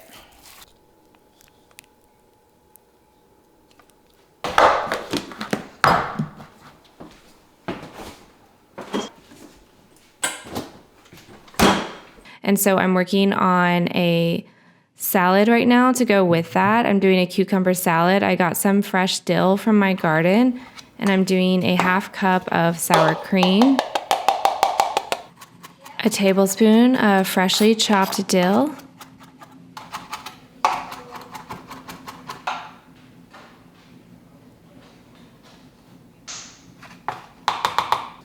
the juice of 1/2 of a lemon, and then grate 2 cloves of garlic into that. Give it a little bit of salt and pepper, and then I also added a teaspoon of maple syrup just to balance out some of those flavors. Then I'm going to put this in the fridge, and I will pour it over the cucumbers right before it's time to serve them. My barbecue chicken is going on the grill now, and now I'm going to finish up my cucumber salad.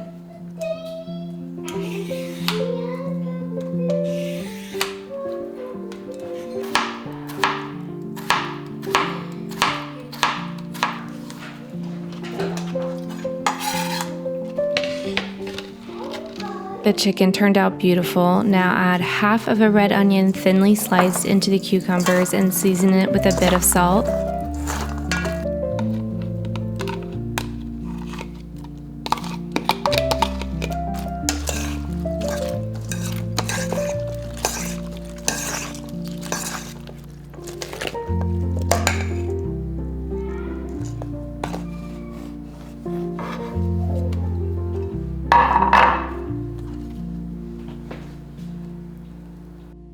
I'm making a quick sauce that is 1/2 mayo and 1/2 barbecue sauce.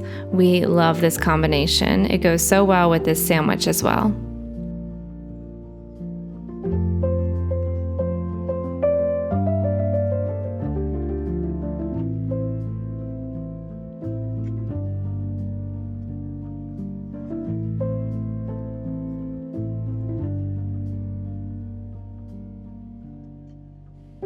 Here's a fresh, delicious, and simple summer dinner. I had this for dinner and I packed up 4 sandwiches to go for the rest of my crew who were leaving for the baseball game. Thank you so much for watching this video and for allowing me the opportunity to do things that I love and to share them with you. I hope you learned something new and feel inspired to get busy in your own kitchen. I had so much fun cooking with you today, and I will see you in my next video.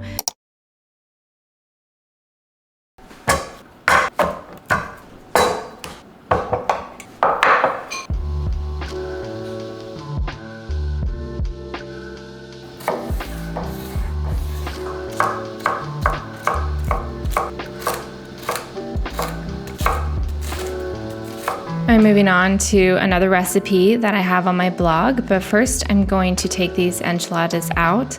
They looked so perfect. I can't wait to dig into these. This recipe is supposed to mimic a chicken pot pie, but healthier and easy to throw together. So I'm starting with a few tablespoons of butter and sauteing all those veggies. I had 3 whole carrots, 3 ribs of celery, a whole onion, and a sweet potato. So for my spices here, I have onion, thyme, sage, a little bit of curry powder, black pepper, and salt. And I think that's it. All right, I have 4 or 5 cloves of garlic here. Add the seasonings as listed, and then you're gonna add in all of the chicken. Right on top of that, I'm adding 1 cup of rinsed brown rice. And then for that rice to cook, we're gonna add some liquid. So I'm doing a whole can of full fat coconut milk, and then about 2 cups of chicken broth. And now I'm adding in about a half cup of frozen peas and frozen corn.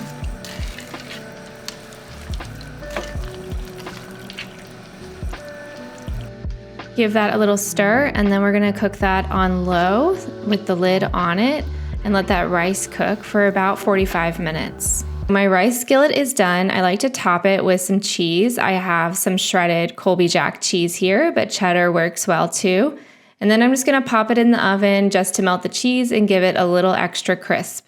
The bread is at 350, and so I'm putting it in the oven at 350 as well.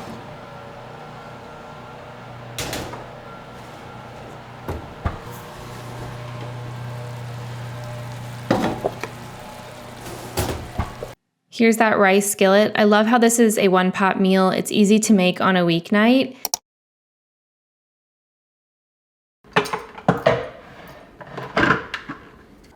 First, you're gonna take 160 grams of pumpkin puree, put it in a bowl, and add a half teaspoon of cinnamon, a 1/4 teaspoon of nutmeg, and a pinch of cloves.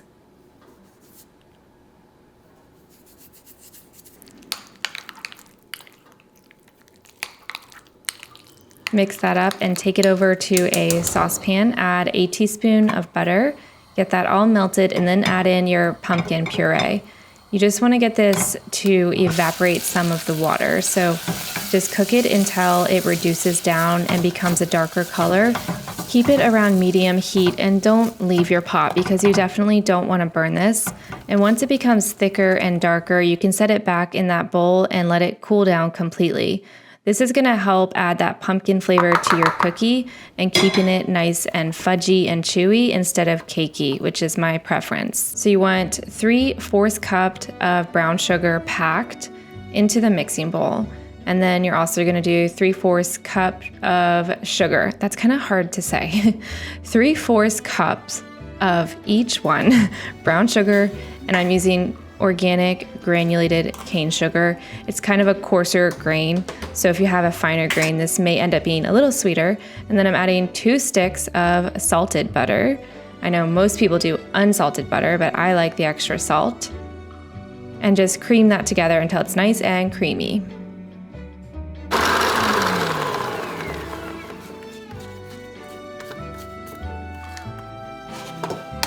Add 1 egg and 1 egg yolk. I'm just cracking it into the sink and catching the yolk in my hand. 2 teaspoons of vanilla bean paste or vanilla extract, a half cup of bubbly sourdough starter or discard,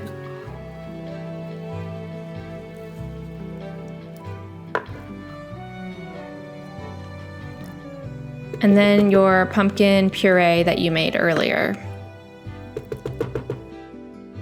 This is so pretty. This is definitely the prettiest cookie batter I've ever made. Then you're gonna add 420 grams of freshly milled hard red wheat flour. How's school? You're making pumpkin cookies. I'm making cookies. That's right. How'd you know about that? That's cool. Nice.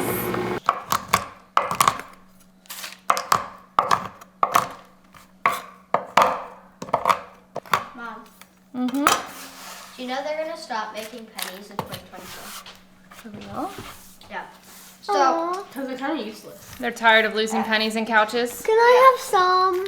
Mom. You want 255 grams of chocolate. I'm doing a mix of dark chocolate that I've chopped up and semi-sweet chocolate chips because I only had a little bit of dark chocolate. I would have used a little more than that. I really loved the addition of those dark chocolate chunks, but I do think having a mix of the two is a great balance. Perfection. This might be the best cookie I've ever made. Smells amazing, tastes amazing, but to be determined. I'm gonna go put this in the refrigerator and let it chill for 2 hours.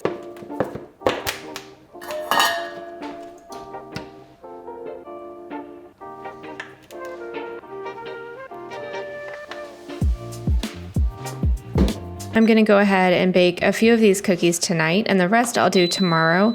The dough has been chilling so it's nice and cold, which is just the way I want it. And I'm using a large cookie scoop and making just large balls of dough here. And I'll see how those turn out.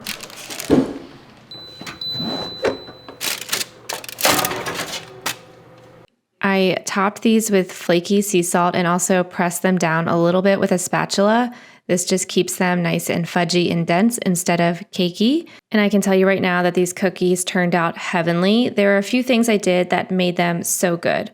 One, if you chill the dough, it just improves it. And the longer you chill it, the better it gets. So I baked the rest of the dough the next day, and I think they were even better. Because there is sourdough in it, I think it develops more flavor kind of as it sits, so you can maybe leave it in the fridge for a couple of days. And then you want to bake it just at 350 for 13 minutes, and that's it. And then I press it down so it's fudgy. And then if you wait until the next day, once it's fully set, fully cooled, it's even better. These are amazing, and the recipe is on my blog. And I'm excited to make some fall-inspired dishes this week. I'm gonna start off with some butternut squash carbonara. I'm just gonna cover it in about a tablespoon of olive oil and about a half teaspoon of salt.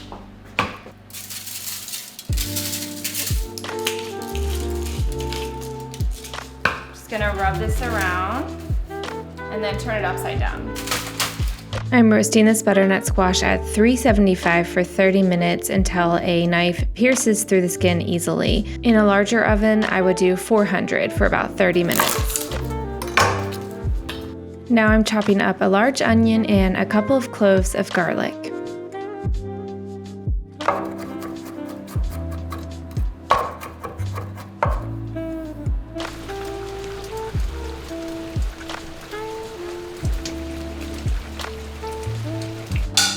I'm going to cook up some bacon in a Dutch oven pot first. You can also use guanciale, but all I had was bacon.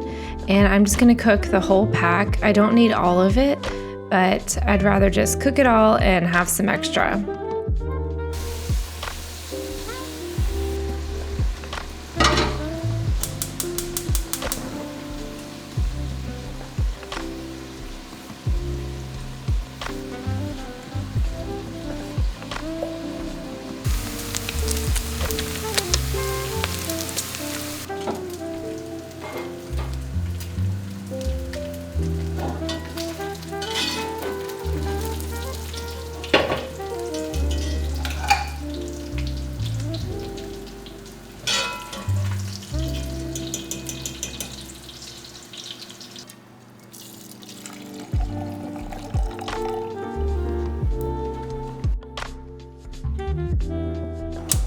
Just a little bit of olive oil. I'm gonna fry up a few sage leaves and get them crispy.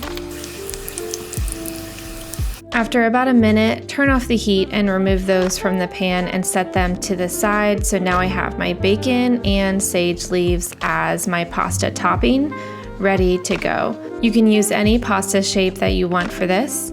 And now my butternut squash is finished roasting, so I'm gonna go ahead and scoop out the flesh and make a puree with that.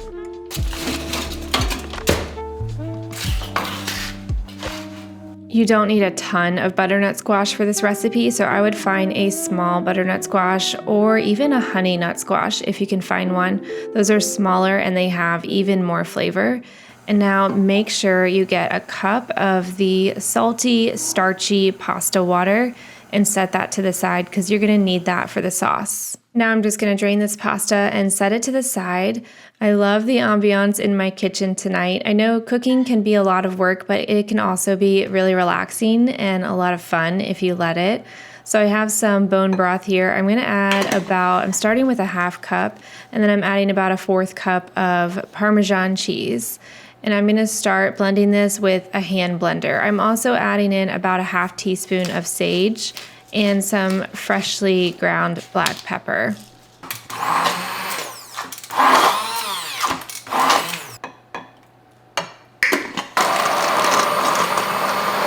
I ended up deciding there wasn't quite enough sauce here to coat my pasta, so I scooped out as much of the butternut squash as I could and then pureed that up. And I ended up with a very simple butternut squash sauce that doesn't have a ton of seasoning yet, but as we cook the pasta, we're gonna add more salt and flavoring.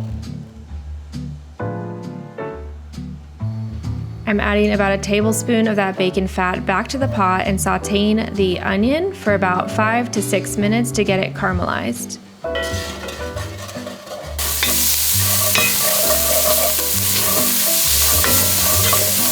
Add about 1/2 teaspoon of salt to the onions as they're sauteing, and now I'm adding the garlic and I'll let that cook for about 1 more minute, and then I'll add in the butternut squash sauce.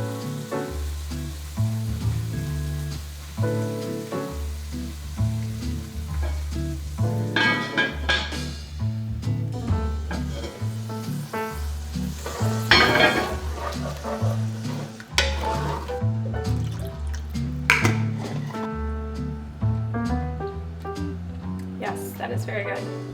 Okay, so now I need to temper 2 egg yolks and then add them to this, add the pasta, mix everything together, add some Parmesan, some bacon, add in some pasta water if it's starting to thicken up too much, and then it'll be done.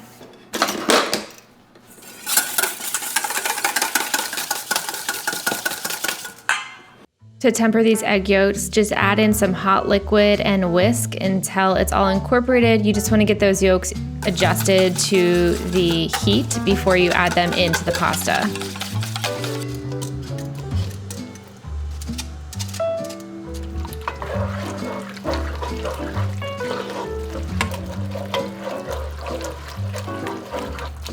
Okay, so I added the tempered egg yolks in there and then a 1/2 cup of Parmesan cheese.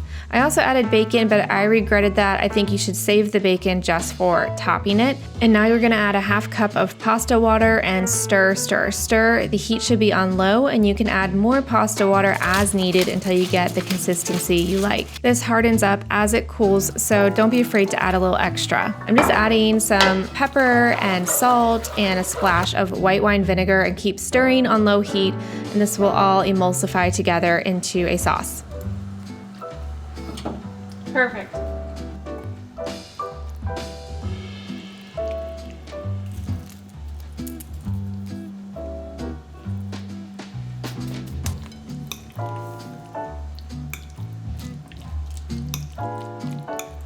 This was a lovely pasta dish that was really fun to make. I'm putting the full recipe on my blog and the link will be in the description.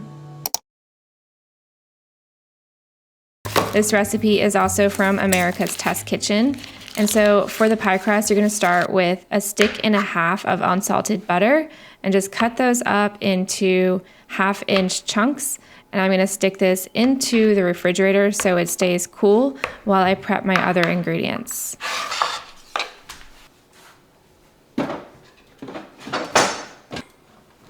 also milled some flour, and I put the bowl right here in the freezer while I'm preparing all the ingredients, because when you mill flour, it can be really warm, so I just don't want it to be warm when I make pie crust. The key for good pie crust is all of your ingredients being cold. Now you're going to add an egg and a half cup of sour cream to a bowl and then whisk that together.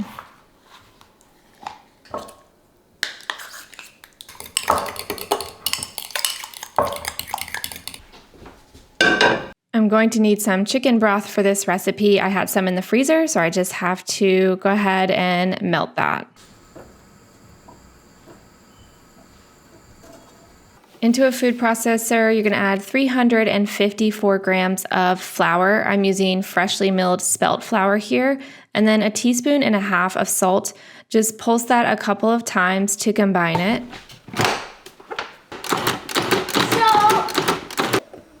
Then add your 12 tablespoons of chilled unsalted butter and pulse that maybe 5 to 10 times to get it combined. It's going to look crumbly, and that's good. Then add your chilled egg and sour cream mixture and pulse that another 5 to 10 times until it's starting to come together but is still crumbly.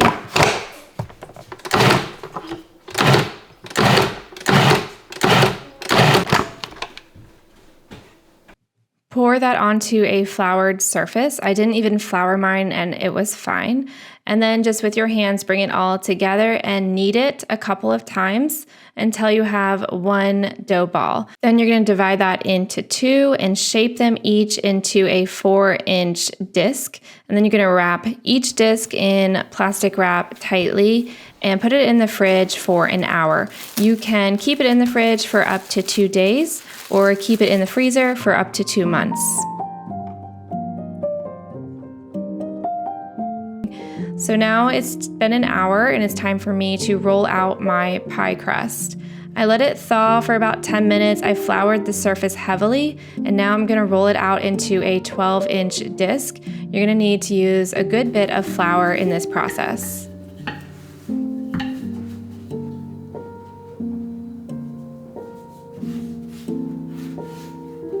Gently roll the dough onto your rolling pin and then unroll it into either a pie pan or a cast iron skillet like I'm using. I prefer the cast iron skillet because it's nice and deep and cooks the crust nicely. This is going to go into the refrigerator while I roll out the next pie disc.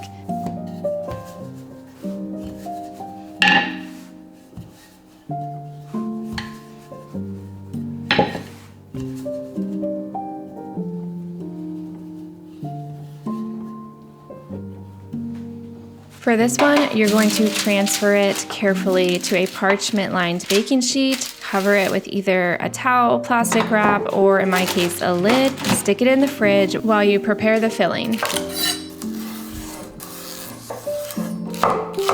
You're going to dice up 2 ribs of celery, a whole onion, and 1 yellow potato. You're going to want a cup of diced carrots, and I already had those ready to go. You want your potatoes to be cut into 1/4 inch pieces so that they cook quickly. I'm adding 4 tablespoons of butter to a saute pan, and then the carrots and the onions and the celery. Also add a 1/2 teaspoon of salt and pepper, and then saute that for about 6 minutes until it begins to soften. Add 6 tablespoons of all-purpose flour and stir it constantly for 1 to 2 minutes until golden.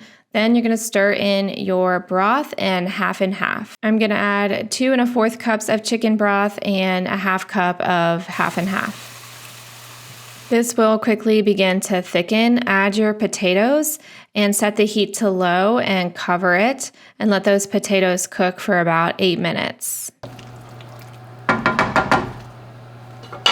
Oops, I almost forgot. Add a teaspoon of thyme. I'm using dried thyme here. Mix that in and then cover it up and let it simmer slowly to cook the potatoes. My oven was preheating to 450, but my kids didn't tell me that they dropped a bunch of pepperonis in the oven, so it started smoking like crazy, and I had to reach in and get those out in order to cook the chicken pot pie without it being cooked in pepperoni smoke.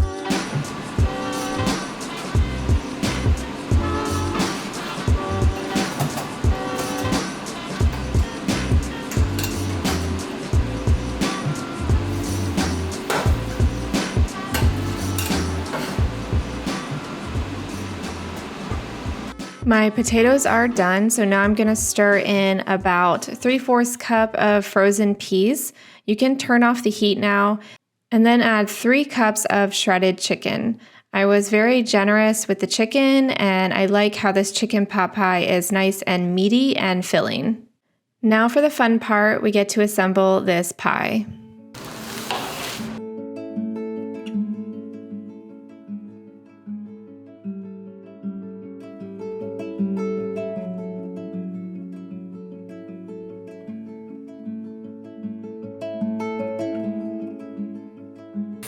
Not the prettiest pie.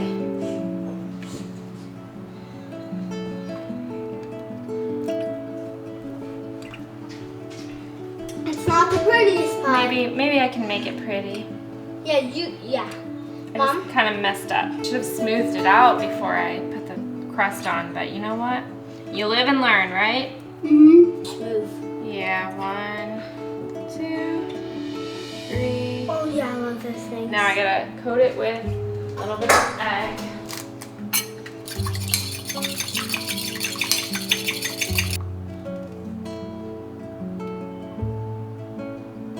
Better get some more.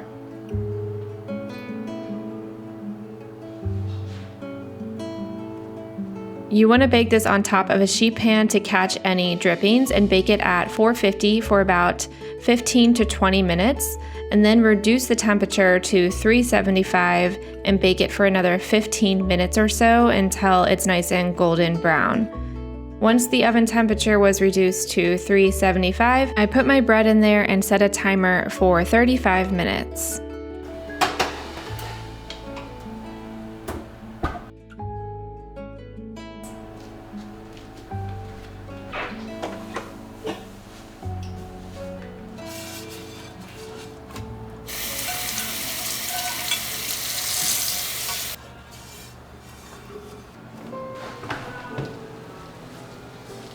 My chicken pot pie is done and it's beautiful. Certainly not perfect, but I kind of like how rustic it looks.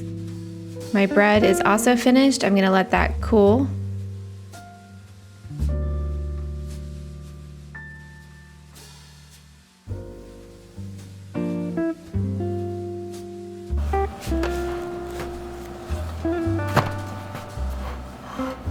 My precious. And Yeah, there's nothing right now until you see the inside. Oh, I wonder what this.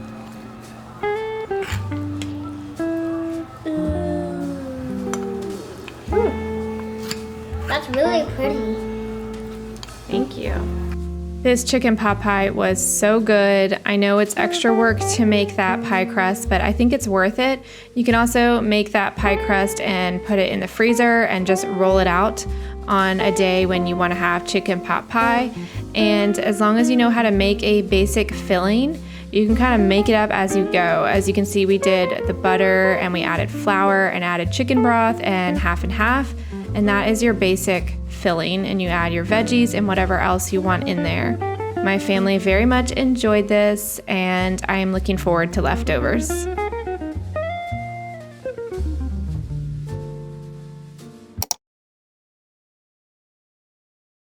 While my dough is fermenting, I'm going to move on to making some easy and fast Instant Pot mac and cheese. It's a tradition for me to make this on nights when my husband and I go out on a date and we have a babysitter, and so here it is. Add 4 cups of pasta, then 4 cups of water to the Instant Pot, and then a teaspoon of salt, a tablespoon of butter, a little bit of hot sauce if you like, a half teaspoon of mustard powder, a half teaspoon of onion powder, and then mix it up, cover it, and pressure cook it for 4 minutes.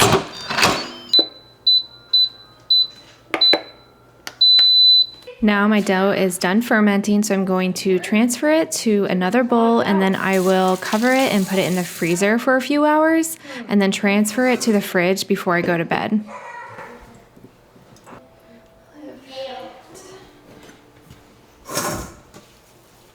I wasn't sure if this bowl was going to be big enough for all of this dough, but I decided to just go for it, and hopefully it doesn't spill out over the edges.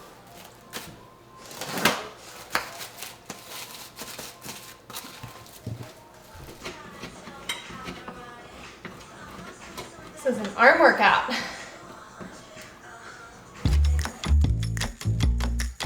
I'm cutting up a bit of watermelon so the kids have something else to eat with their mac and cheese for dinner.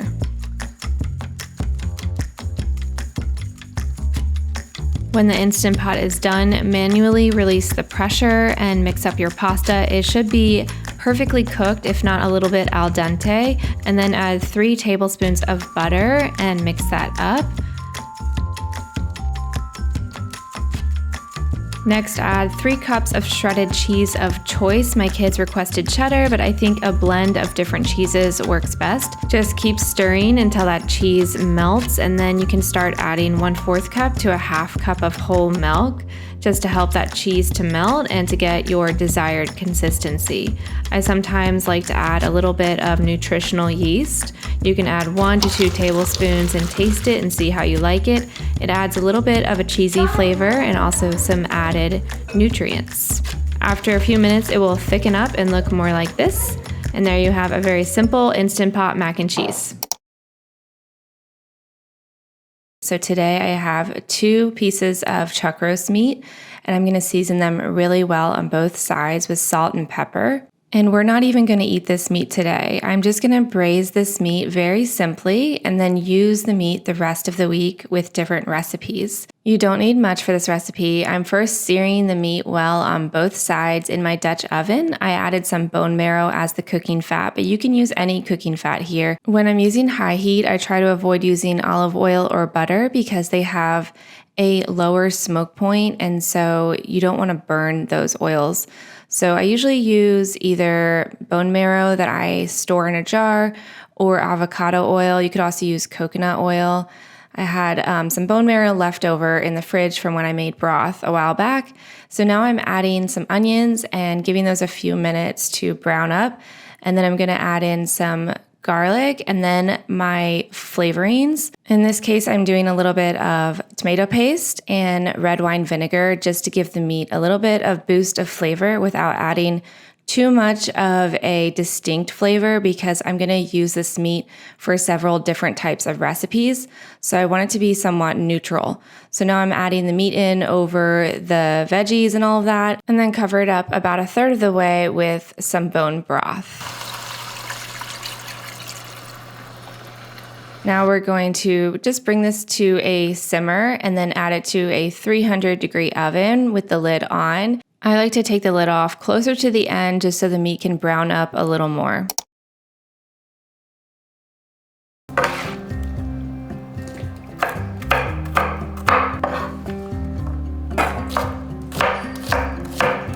Now for dinner, I'm making Hawaiian chicken tacos. This is really easy to throw together. It cooks up in the Instant Pot really quickly, and then you just finish it off with a quick broil in the oven to get it nice and crispy.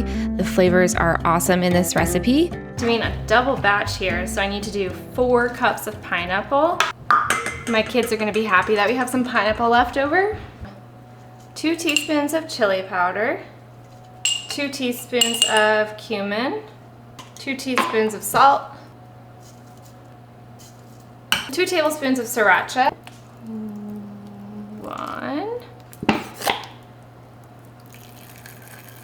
2 tablespoons of yellow mustard, 1,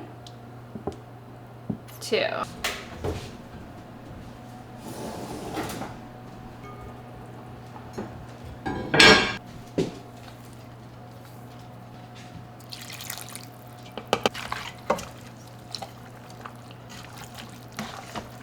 This is ready. Now I'm going to put the lid on it and cook it for high pressure at 10 minutes. Let me just make sure the seal is good. I'm actually gonna do 15 minutes only because I have so much chicken in here, and I think maybe it might take a little bit longer because of that. So that is gonna cook.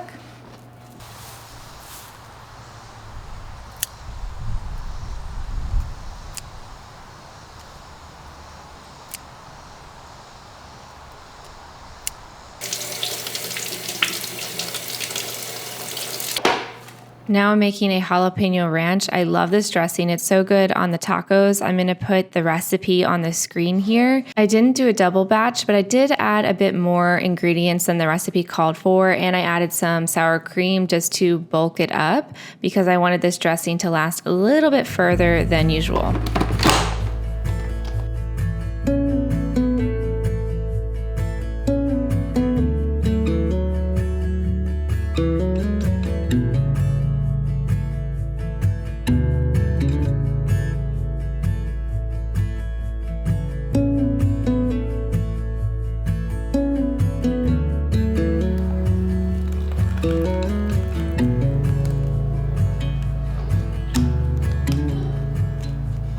I had some fresh corn in the fridge that was getting close to going bad, and so I decided to use it up with the dressing and make a corn relish. This was not my original plan, but I saw that I needed to use up that produce, so it's just another thing that we can add to our taco. But I am gonna make a cabbage slaw with that dressing. My chicken is done. All I need to do now is shred it with a fork and pour it onto a sheet pan. I ended up having a lot more liquid in this than expected, and so it just barely fit onto the sheet pan here, and we're gonna broil this for about 15 minutes.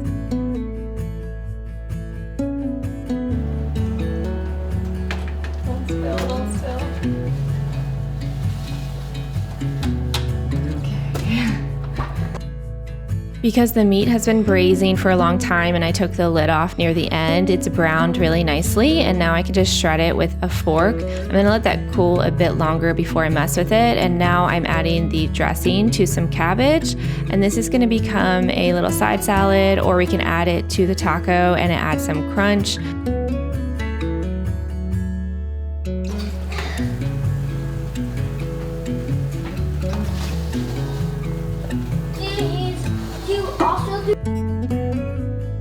I like to toast my tortillas so that they're a little bit crispy. You can do this either over an open flame or on a hot cast iron skillet. So here's our simple Sunday dinner. Everyone in our family loves this recipe. It is full of flavor, so delicious. They love it so much, in fact, that we ate most of it on the first night, which makes me think I'm gonna have to alter my plan a little bit for Thursday. Maybe add some extra chicken next time.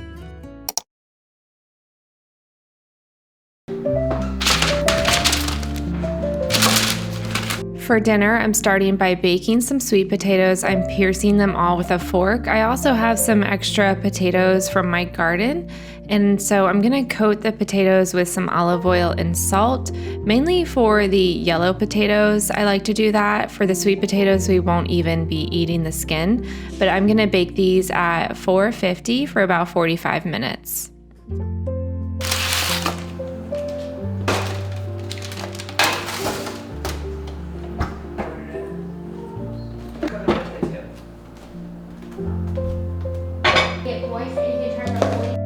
My potatoes are almost finished now, and so I'm going to get started on the meat. I pulled out my shredded chuck roast, and I'm going to heat this up on a skillet. I'm going to take about a third of this meat, and I don't need to add any oil to the pan because there's already enough fat in this meat for that.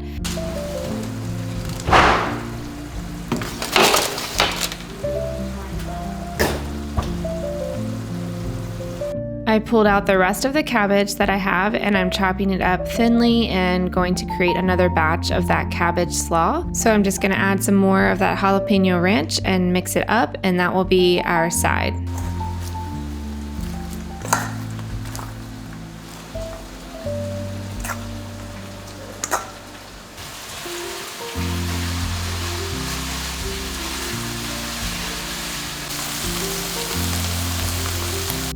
I don't really need to add anything to the meat here because it's already full of flavor, and we're gonna top it with some barbecue sauce.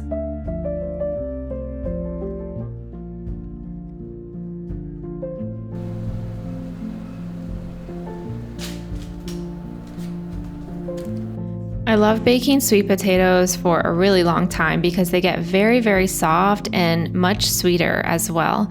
And then I can just kind of wait for them to cool down a bit and then just squeeze all of the sweet potato out of the skin. My kids really prefer sweet potatoes this way. Somehow it adds a lot of flavor just by baking it a long time. And it's just so easy. I don't need to boil them or mash them. I'm just taking them out of the skin.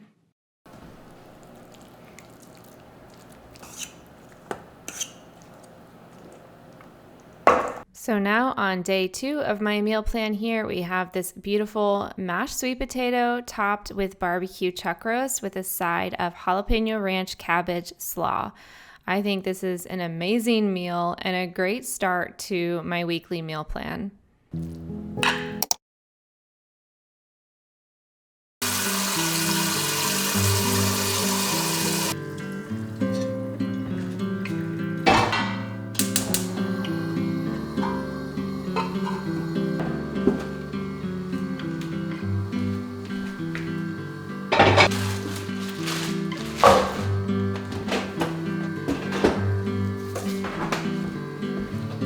Alright, so I'm gonna make a ragu sauce, but first I need to go to my garden and get an onion because I'm all out. This one will do.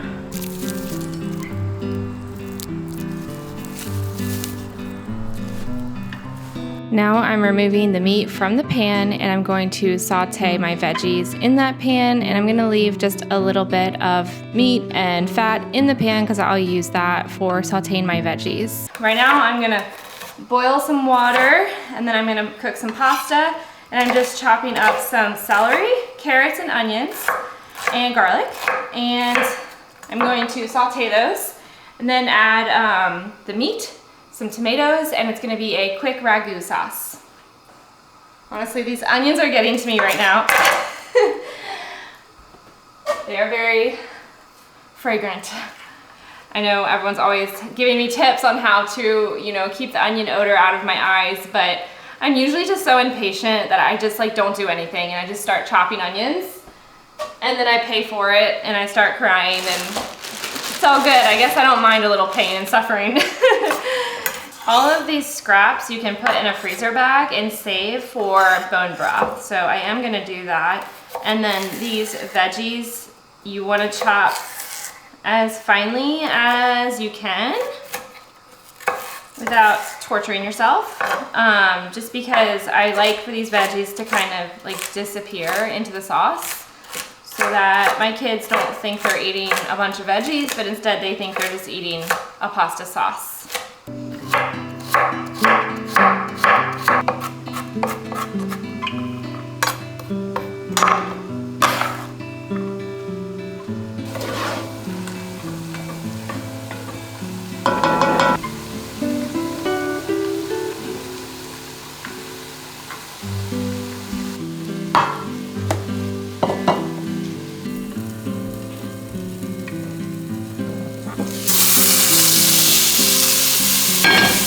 Now, after the veggies are sauteed, I'm gonna add in the garlic and the flavorings for this sauce. So I'm doing about a 1/4 cup of balsamic vinegar, and then about a 1/4 cup of tomato paste.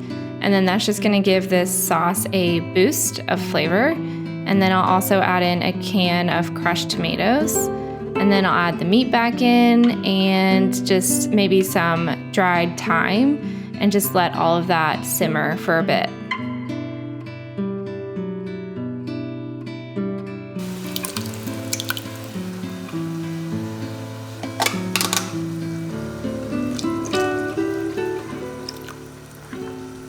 I ended up going back to my freezer and grabbing out one of those containers of bone broth and adding it to this sauce because I thought it needed a little more liquid, because this is gonna simmer for about 30 minutes, so it will reduce down, and you just wanna make sure there's just enough liquid in there so you have a hearty sauce that isn't too wet but also isn't too thick.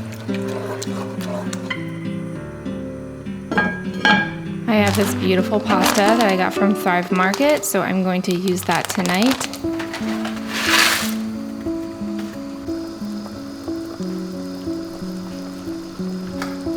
When the pasta's done cooking, I'm actually just gonna fish it out with one of these spider skimmers, and then I'm gonna reuse the water and cook some more pasta because I don't think this is gonna be enough for my whole family. I have this box of sourdough pasta that I got from Thrive Market, and I've been wanting to use it, so I'm just gonna throw it in that boiling water and we'll have some extra pasta, which we ended up needing.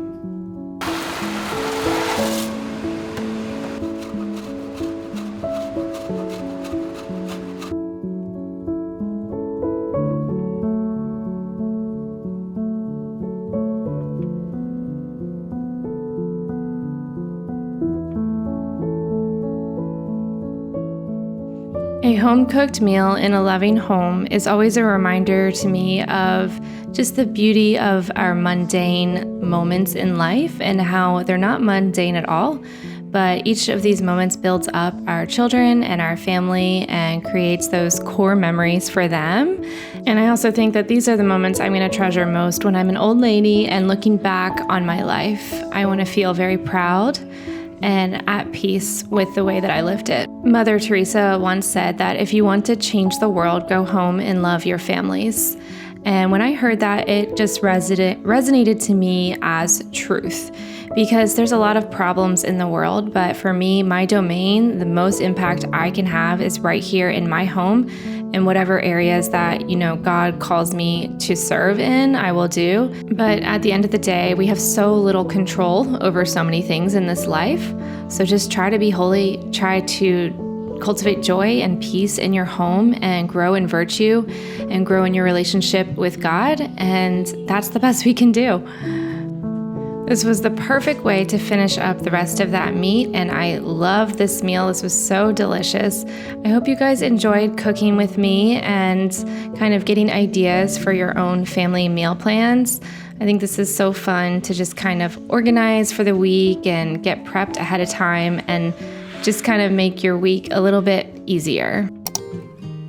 The last cooking basic that every homemaker should learn is a favorite homemade cookie recipe. I have one that I'm going to share with you, and I think it's the best chocolate chip cookie ever. We have this recipe memorized, and it's so great to have something like this in your arsenal that you can make at a moment's notice. Sometimes you need to bring a dessert to a dinner you're invited to, or you just have a hankering for something sweet. Homemade cookies have such a way of bringing joy and comfort to the whole home. After playing around with a lot of different cookie recipes, I developed what I believe is the perfect chocolate chip cookie recipe, at least for my preferences. So you're going to start with a cup of softened butter, a cup of granulated sugar, and then a half cup of brown sugar. Cream that all together.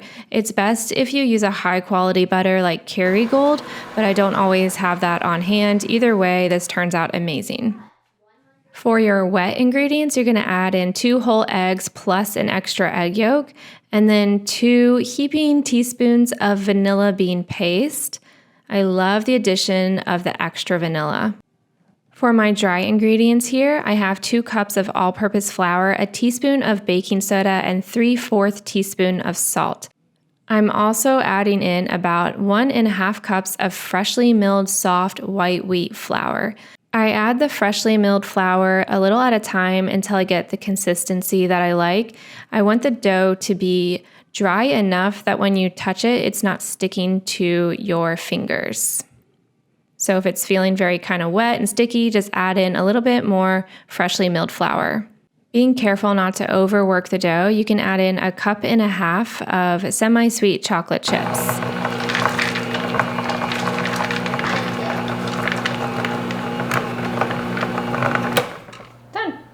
I thought I was done, but I ended up adding a little bit more flour because it wasn't quite as dry as I usually like it.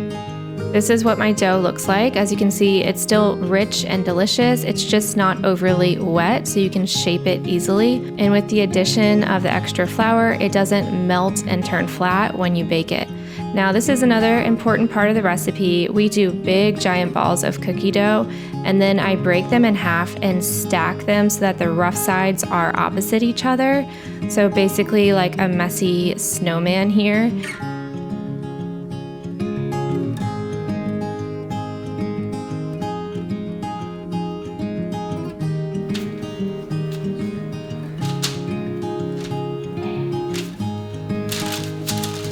I like my cookies to be big and giant and gooey on the inside, but not overly gooey. I'm gonna put this in the oven now at 350 for about 11 to 12 minutes. I'm just gonna keep an eye on it. It's gonna look pretty underbaked when you take it out, but not so mushy that it's definitely not cooked in the middle. There is a fine line between underbaked and done in my book, so I'm always keeping a close eye on it. It's best, in my opinion, if these cookies sit and set for at least 30 minutes to an hour, but of course we can hardly ever wait this long, and so we usually end up eating it after about 15 minutes or so, but I do think it gets better as it sits there. So these are a really, really flavorful chocolate chip cookie. The extra vanilla and salt and the extra egg yolk adds a rich decadence that you will definitely love, so I hope you try these and let me know if you like them. Thanks so much for joining me in this video. I hope you learned something, and if you like this sort of content, please like and subscribe, and I'll see you in my next video. She's the best. Rock, paper, scissors. Wait. I think these are the best cookies ever. Going to rock. The ingredients I'm going to use, I had some leftover white wine that you may have seen in some previous videos, so I'm going to finish using that up. It always feels good to use up every last bit of an ingredient and not let anything go to waste.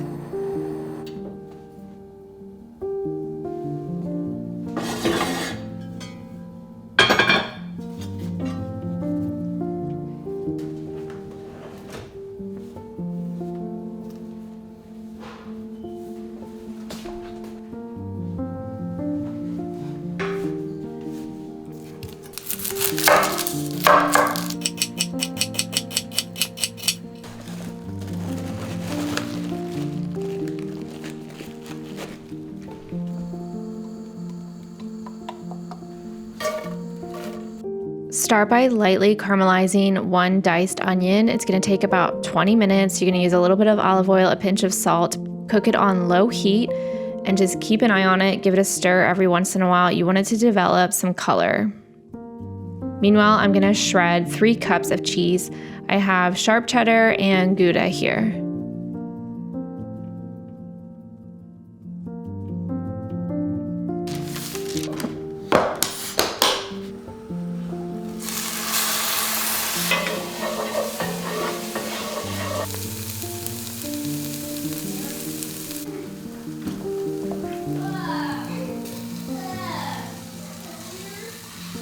I have a 1.5 pounds of ground beef here that I've been trying to thaw. It's still a little bit frozen, and so I'm just trying to break it up with my fingers to get it as small as I can. We're going to cook this up until it develops some color as well, and then I'm going to add in some seasonings. I'm going to do a teaspoon of chili powder, a teaspoon of smoked paprika, a teaspoon of granulated onion, and then a teaspoon of salt.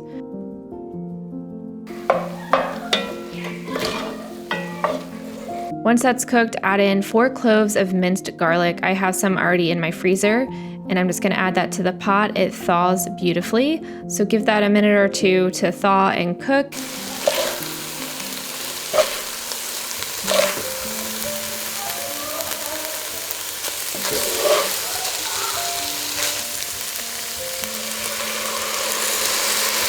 And then when the meat has developed some color, you can deglaze the pot with a 1/2 cup of white wine. If you want to keep this super kid-friendly, just do 2 tablespoons of distilled white vinegar. I have my homemade canned turkey stock here from Thanksgiving, and I'm going to add that to the pot. I'm going to need 6 cups of liquid total. So this jar has 4 cups, so I'm going to add 2 cups of water. So if you have 6 cups of chicken stock, that's what I would use, but I'm just using what I have. Now I'm adding 2 tablespoons of hot sauce. Now my husband and I loved this, and my older kids liked it too, but to make it super kid-friendly, just do 2 tablespoons of tomato paste. Now I'm going to add a 16-ounce box of pasta to this. I'm using protein pasta that we like. I love any dish where you can put the pasta right into it and it all cooks together. Now add 1.5 cups of cream, and then I'm adding a little bit of water because I didn't have quite enough cream. You just need enough liquid, enough sauce to cook the pasta without it becoming dry at all. So if it starts to seem dry, you can add more cream or more cheese or more broth until you have a really saucy pasta. I added 2 bay leaves. I'm covering it up and letting it boil. It's actually better if you bring the liquid to a boil first before adding the pasta, but I did things sort of out of order. All right, so now we just need to bring that to a boil and cook the pasta until it's al dente, about 10 minutes or so. And then I'm gonna turn the heat off and add in the cheese, mix it all up, let it thicken, and that's it.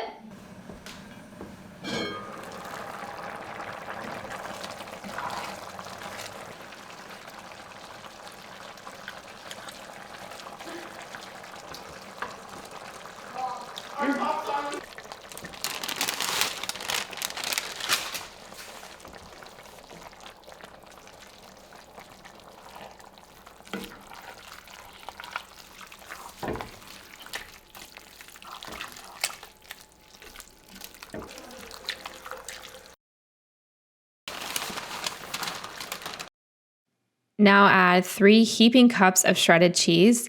I usually like to use a blend of yellow and white cheese. Just like last time, I'm using a sharp cheddar and Gouda. And then I added a little more salt. You just want to taste and season to your preferences. I ended up adding just a little bit of honey to this one. I don't know, something about it. It just seemed like it needed some sweetness. And if you think about it, a lot of the foods that we remember from childhood, especially processed ones, had sugar in it. So instead of adding sugar, just a little touch of honey, and it just kind of brings out the flavor. So here you have it, hamburger helper made from scratch with homemade pasta, homemade chicken stock, and lots of yummy additions. This fed our family for 2 days, plus some lunch leftovers, and all we used was 1.5 pounds of ground beef and then pasta and cheese. So I feel like we stretched our ingredients pretty far.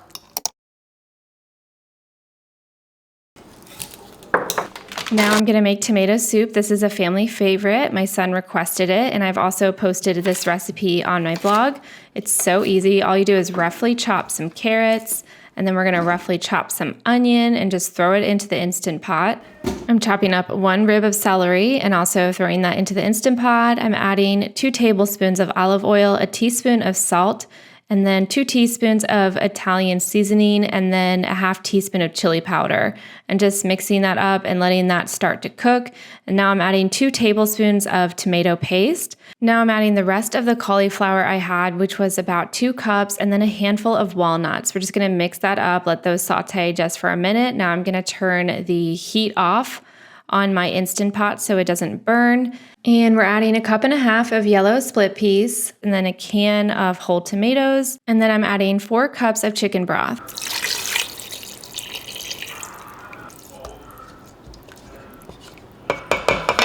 Let that cook in the Instant Pot on high pressure for 15 minutes, and then let it naturally depressurize.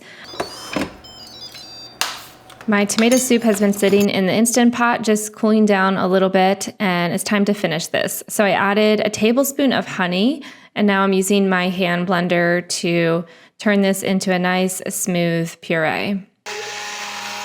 I'm adding about 1/4 cup to a 1/2 cup of half and half, and then a splash of apple cider vinegar.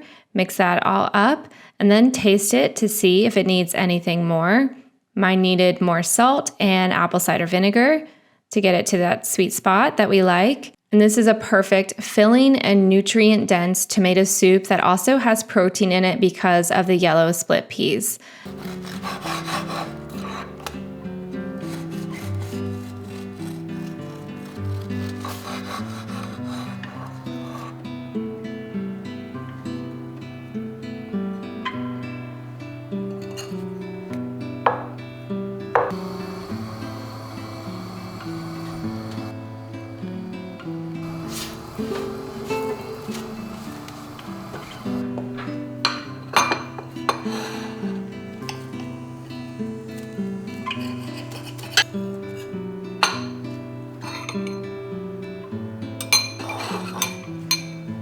Good, thumbs up. Yeah. You didn't change it at all. No, I tried to make it just the way you like it. What do you think of the grilled cheese? Can I try it?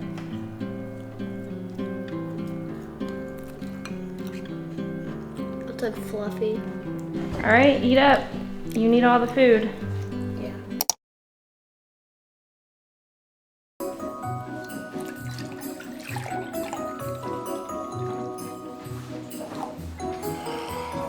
Tonight, I'm gonna try out a recipe that I created. I have these frozen pesto pucks in my freezer. Back when my garden was in full bloom, I had a ton of fresh basil, so I made pesto. I put them in little silicone muffin trays and I froze them, and I'm so happy I did that. I'm gonna dice up a whole onion, and I also have 2 cups of whole milk. I'm just getting all my ingredients ready. Earlier in the day, I cooked some chicken in water. So I first boiled it and then I simmered it for 20 minutes. And in the water, I seasoned it with salt, peppercorns, bay leaves, and mustard seeds. And now I'm just taking that out. I'm gonna eventually shred that. I love to brainstorm recipes and brainstorm lots of things, and that's why my channel is called Christine's Notebook. So I have lots of writing in my journal, and it could be anything. It could be a recipe, it could be a grocery list, it could be an idea I have, but I always like to jot down what's in my head into a notebook, and later I can look back on that and remember what I was thinking. So now I'm gonna take a few chunks of fresh Parmesan, blend it in my Vitamix until it turns into a powder. I recently took advantage of a Black Friday sale and got a new Vitamix. This is the 750 Propel Vitamix. I had pretty much the exact same one before. It was 7 years old and it was starting to burn rubber. I really worked that thing hard, and so I was gonna wait longer to get another one, but the sale was so good, so I just went ahead and got it. And so if you guys are in the market for a blender, I would check and see if it's still on sale because it was nearly half off, and these things are expensive, so it's really a great time to get an expensive appliance like this, and I use my Vitamix every single day.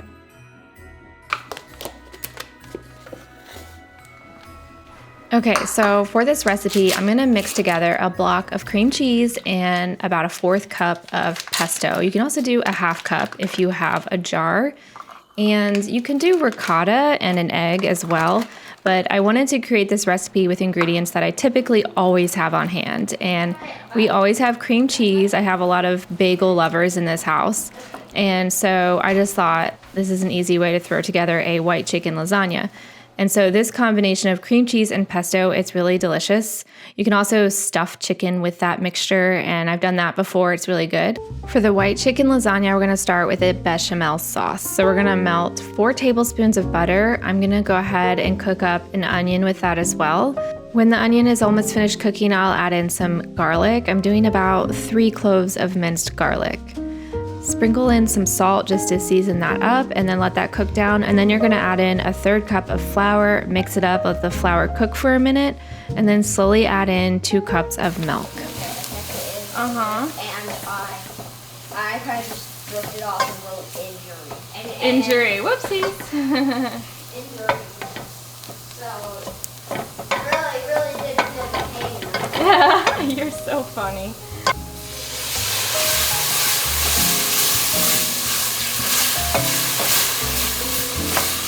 Yeah, they were like making cookies. Oh, fun.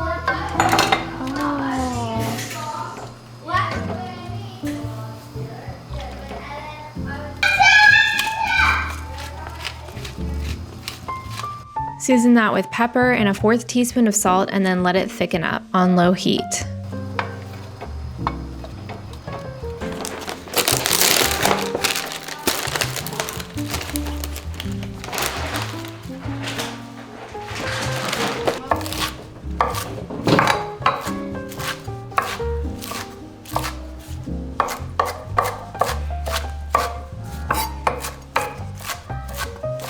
I chopped up about 3 to 4 cups of spinach and then added a 1/4 cup of Parmesan to the bechamel sauce.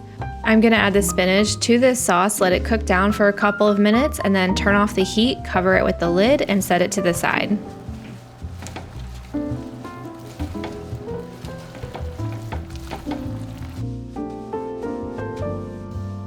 It was starting to look a little too thick, so I added in a splash of cream. You can also just do milk. You want it to be pourable.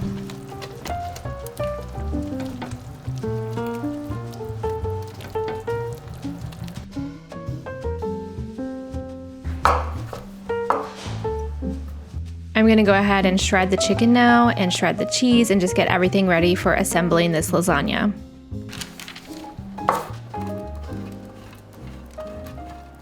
I'm really excited about this recipe. I hope it turns out. I'm not 100% sure if the cream cheese and pesto combination is gonna work in this white chicken lasagna, but it sounds good, and I've stuffed chicken with this mixture before and it was amazing. So kind of thinking it will be sort of the same thing but in lasagna form. My husband was nice enough to pick up some fontina cheese for me today. You can use mozzarella or really any kind of white cheese, but I think that fontina is like so good and probably makes a difference in this recipe. But I'm really trying to use like simple ingredients, like a basic bechamel sauce. There's a lot of yummy things you can make with very basic ingredients. So if you don't have fontina cheese, maybe you have mozzarella or provolone. Just kind of experiment. Don't worry too much about it being perfect. But if this turns out, I will definitely document this on my blog. I'm really enjoying building a collection of recipes on there, and I hope you guys are enjoying it. My goal is to have like a recipe for everything, you know, even just for me that I can go back to. So if I'm looking up like my favorite cookie recipe or my favorite, you know, lasagna recipe, I have a documentation of it. So it's good for you guys, but it's also good for me and my family. Okay, I've got cheese. And now everything's here, ready to go. I have fresh pasta out in the freezer. I made that and froze it flat a while back, so tonight I get to use it. This I'm gonna turn off. The sauce I'm turning off. I need to wait for the bread to finish.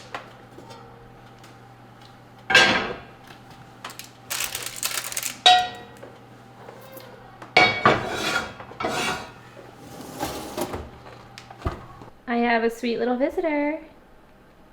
What's up? Hi.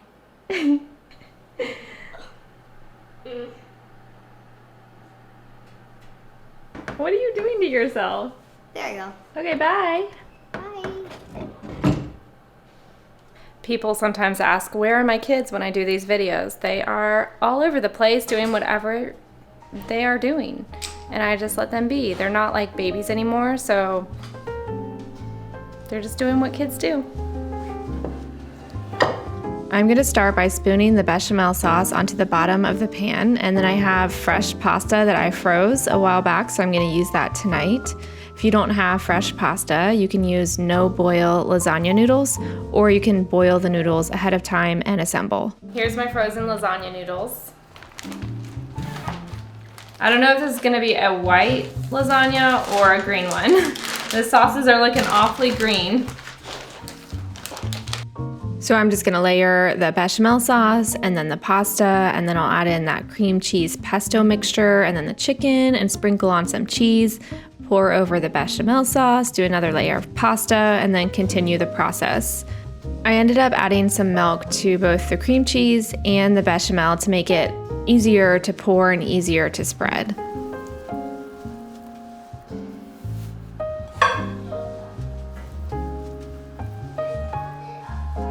I was pretty excited when I found out that you could freeze fresh homemade pasta and then put it straight into a lasagna and bake it in the oven, and it cooks the pasta. Just make sure that your sauce properly covers all of the lasagna noodles and that there's enough moisture so that it cooks in the oven.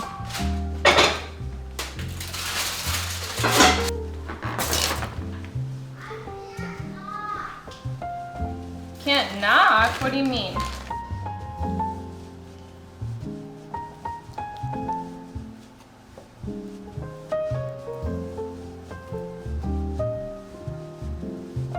I didn't have quite enough fontina cheese, so I looked into my fridge and found some provolone. I had about 2 slices left, and I just broke that up and used that for this layer so that I would have a little bit of fontina left to top the lasagna with.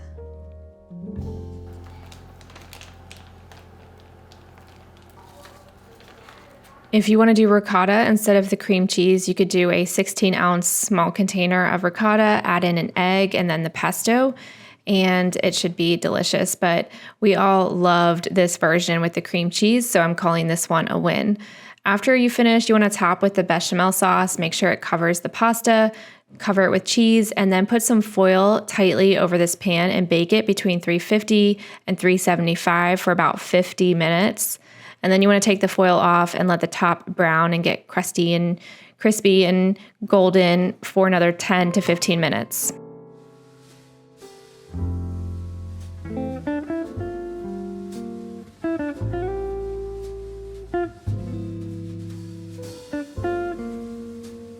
Okay, lasagna's in the oven. The only thing I'm not sure about is if these lasagna noodles are gonna cook. I didn't boil them. I just took them from the freezer, laid them in there, and I tried to make sure there was enough liquid in the sauce, and I covered it with foil so that the steam stays trapped in there, and hopefully it cooks while the lasagna is baking. So we're gonna find out together, and it looks like it's gonna taste good. I wish I had more cheese, but still smells delicious, and I think we're all gonna enjoy it, and I'll show you here in a minute. My bread is looking beautiful.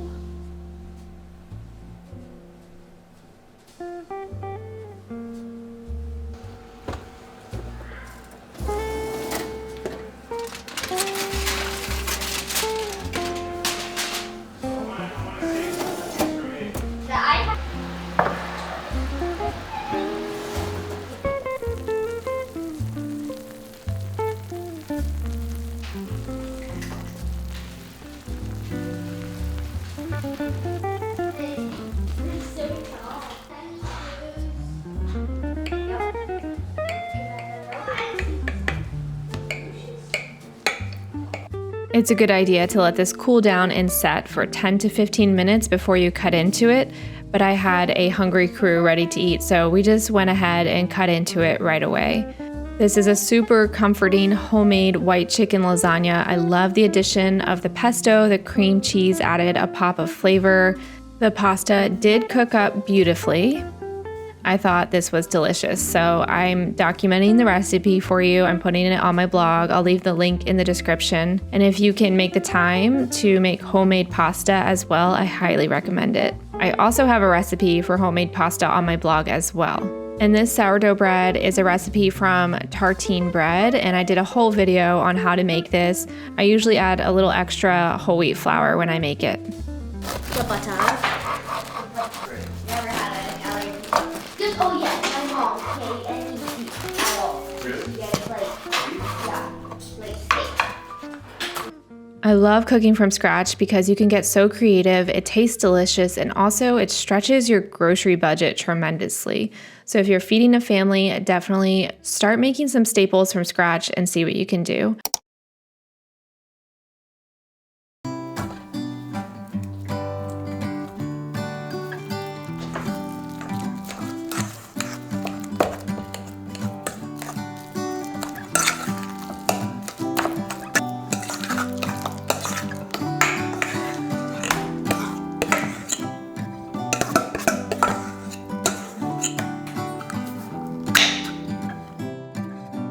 So I have done 3 mashed bananas. They're pretty large. And then I did 250 grams of pumpkin, but there's like only a little bit left, and I have a hard time just leaving this much pumpkin left. So I think I'm just gonna go ahead and add it. And if the mixture is looking too wet, I can just add more flour, and I think it'll be fine. So we're gonna use this whole can of pumpkin. I love pumpkin flavor, so I think I'm gonna like it. I just hope it's not too wet. So we're gonna work on that. 1, 2, 3, 4. Half cup of olive oil, which is 120 grams.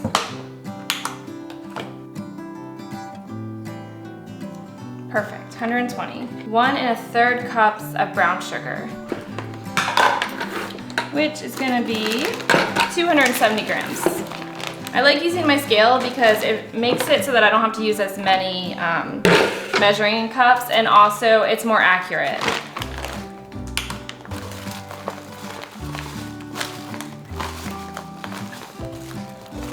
2 teaspoons of vanilla. I really like to use vanilla bean paste. Vanilla extract works fine also. So if you don't have this available, you can just use vanilla extract. But my local Costco does sell this, and so I usually get it, and I also have linked it in the description. You can get it on Amazon as well. So I'm gonna whisk this together.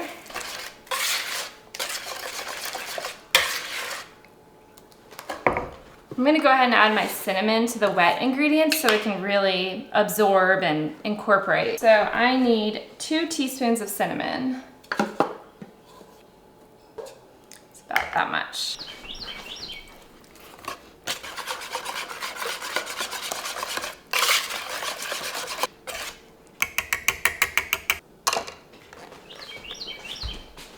These chunks of banana bother me. So I usually take an immersion blender and just kind of quickly, without overdoing it, get these chunks to go away.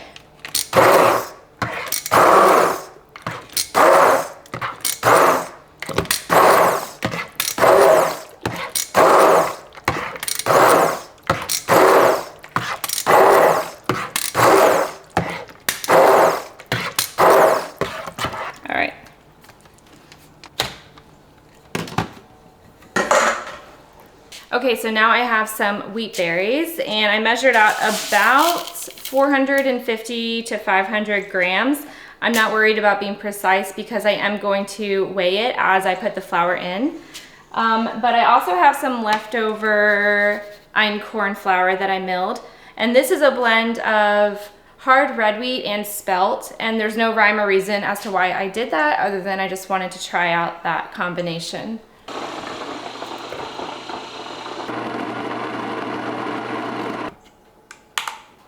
I love using freshly milled flour. It makes everything feel super special and wholesome and full of nutrition.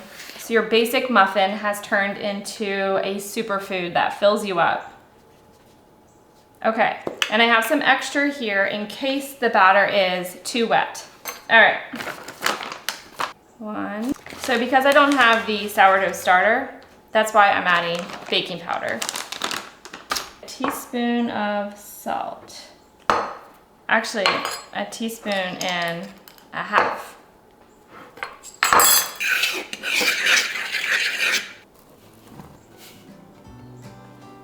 So originally I wrote down this recipe and it was perfect, but then this time around I'm doubling it and I ended up only having 3 bananas instead of 4, and I wanted to use up the whole can of pumpkin, and then as I mentioned earlier, I wasn't going to include the sourdough starter, so I'm basically forming a new recipe based around those requirements. And I think it's gonna work out. I also added 2/3 cups of chocolate chips. You can also do a whole cup of chocolate chips. I did think that it needed a little bit more, but I wanted my kids to eat healthier, so I didn't include a whole cup. And then I ended up adding about 1/4 to 1/3 cup more of flour.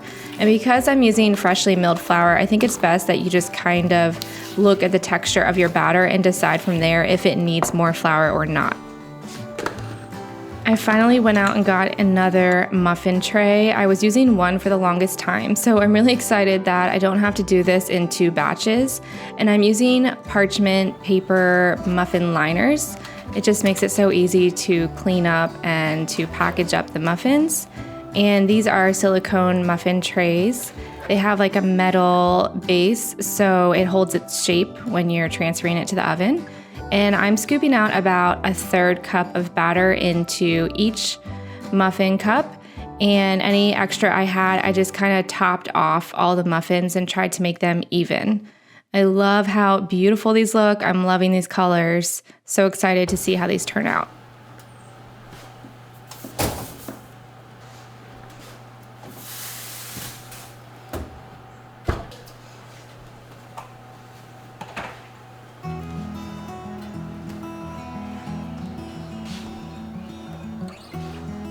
The muffins turned out so beautiful. I tried the blast method, which means I baked them at 400 for the first few minutes and then lowered the temperature to 350 for 20 minutes, and they turned out great.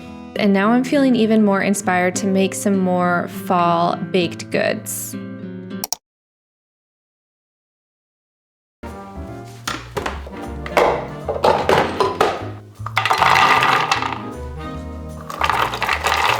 We are starting off with Fudgy snack bars. Into the food processor, you're gonna add a cup of pecans, a cup of walnuts, a half cup of cocoa powder, a cup and a half of pitted medjool dates, and then you're gonna do a pinch of salt, a quarter teaspoon of vanilla, and then you're gonna process that.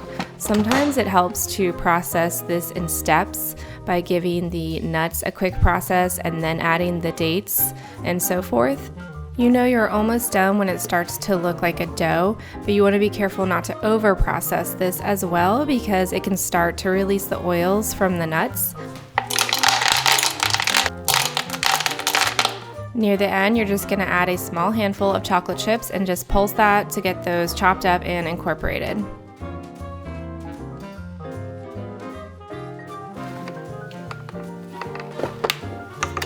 You're gonna end up with this fudgy dough, and you're just gonna scoop it into a parchment-lined loaf pan, and then you're gonna press it down. We're gonna put this in the freezer, and later we can slice it up into little squares. I actually keep those in the freezer because I think they taste best coming directly from the freezer, but this is a great little treat, and it's full of healthy fats, so it keeps your kids full and satisfied.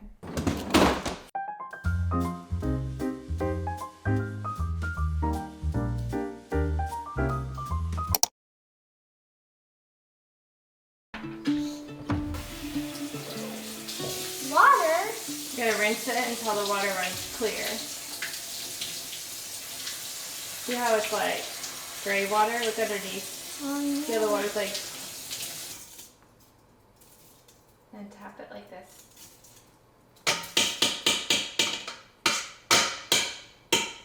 Good.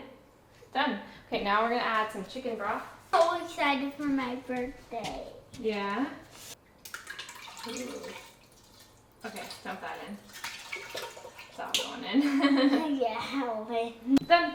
When is it gonna steam out the smoke? Later. For dinner, I'm making a simple and subtle curry recipe that uses chickpeas, and I'm gonna use my little garden butternut squash. So good. Look at my teeny tiny butternut squash that I grew. My teeny tiny. Did you actually grow those pieces? I did. This is a super quick and easy recipe, especially because we're not using any meat, just chickpeas and coconut milk and some veggies. It comes together really fast. You start by sauteing 2 to 3 cloves of garlic in some avocado oil and then add in a tablespoon and a half of red curry paste.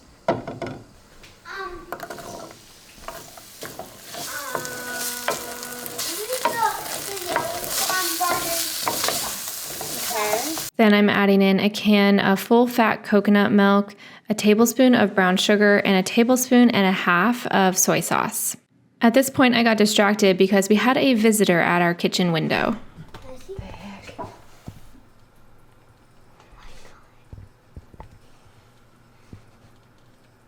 Oh. Oh no. What? He's climbing up the house.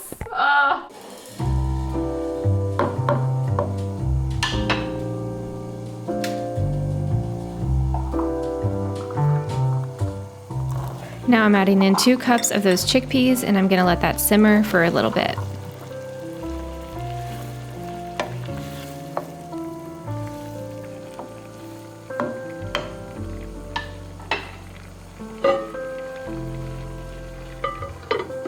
Once it has thickened slightly, you can come in and smash some of the chickpeas and the butternut squash to make a creamier sauce, and then add in a couple of handfuls of fresh or frozen spinach. I love the creaminess and the colors in this dish. It's so fun to cook and so fun to eat. Oh shoot, we have so much rice. For the rice, I cooked it in the Instant Pot. I did 2 cups of rice and 2.5 cups of chicken broth, and I cooked it for 4 minutes and let it naturally depressurize, and it turned out perfect. So I'm serving this bowl with rice as the base and then the curry over the top. And then I like to top it with some chili crisp. It adds a little bit of spice and a little bit of crunch. Here is a beautiful, nourishing, satisfying, and delicious plant-based meal. All you have to do is sub out the chicken broth for water or veggie broth, and it's vegan. Honestly, my husband is not a big fan of curry, but I really like it. And so every once in a while, I make a meal like this, and we have leftovers also if people don't want to eat this, and I'm perfectly fine with that. I'm happy.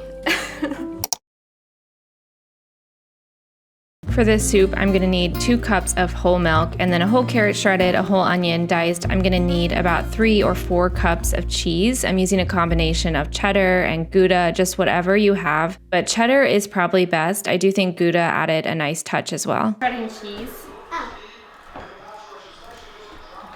You wanna get the broccoli out? Yeah, where is it? Dad said he put it in the fridge. You wanna check? There we go. Can I have those? Dad got 2 instead of 1. That was smart of him because they look very small. Bushy tree. Bush. All right, we've got cheese, onions, little trees. You're gonna want 4 cups of finely chopped broccoli. I try to use a lot of veggies when I make soup. I don't have quite enough here, so I'm gonna pull out some frozen broccoli from the freezer as well. I want to shred something. You want to shred this? We could probably put that in the soup. That would actually be good. So hold it out like this, and do it that way, and try not to bring your fingers too close. Okay? Okay. The stalk of the broccoli is entirely edible, so don't waste it. You can chop it up nice and small, or you can shred it like my son is doing. Do I need flour? Mom, I'm not going to do the whole thing. Excited. Yeah, you just as much as you want to do is fine.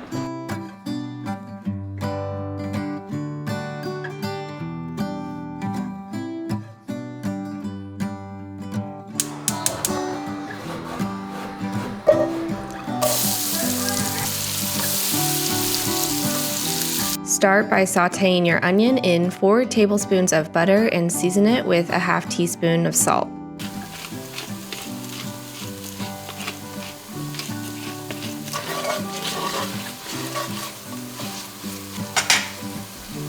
Now I'm adding 3 cloves of minced garlic. I keep this in the freezer. I love having this on hand. It makes cooking so much easier to not have to peel and mince garlic. Now I'm adding a 1/3 cup of flour, which is going to create a roux, and this becomes the base for our creamy soup. So mix that up, give it a minute to cook, and then slowly add in the 2 cups of whole milk. You'll want to stir constantly so it doesn't clump.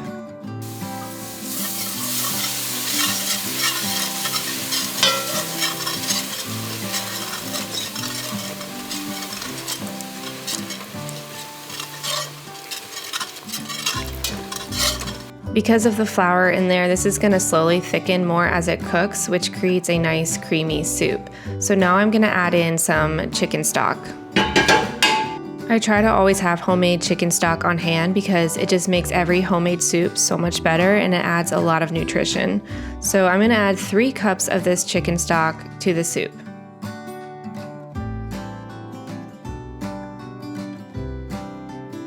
I like to let it thicken up a little before adding in the veggies, but then you're going to add in the shredded carrots and the broccoli. So I have 1 large carrot here and then about 4 cups of broccoli. I still have some frozen broccoli that I'm going to grab and add to that. And this soup should comfortably feed a family of 6 with just a little bit of leftovers. Now I'm going to add in a tablespoon of Dijon mustard just to give it a little extra pop of flavor. And it looked like it needed a little more broth, so I added some just to cover the veggies, and then in goes the frozen broccoli. I'm going to cover this and let that thaw and start to cook, and then I'll come back to it.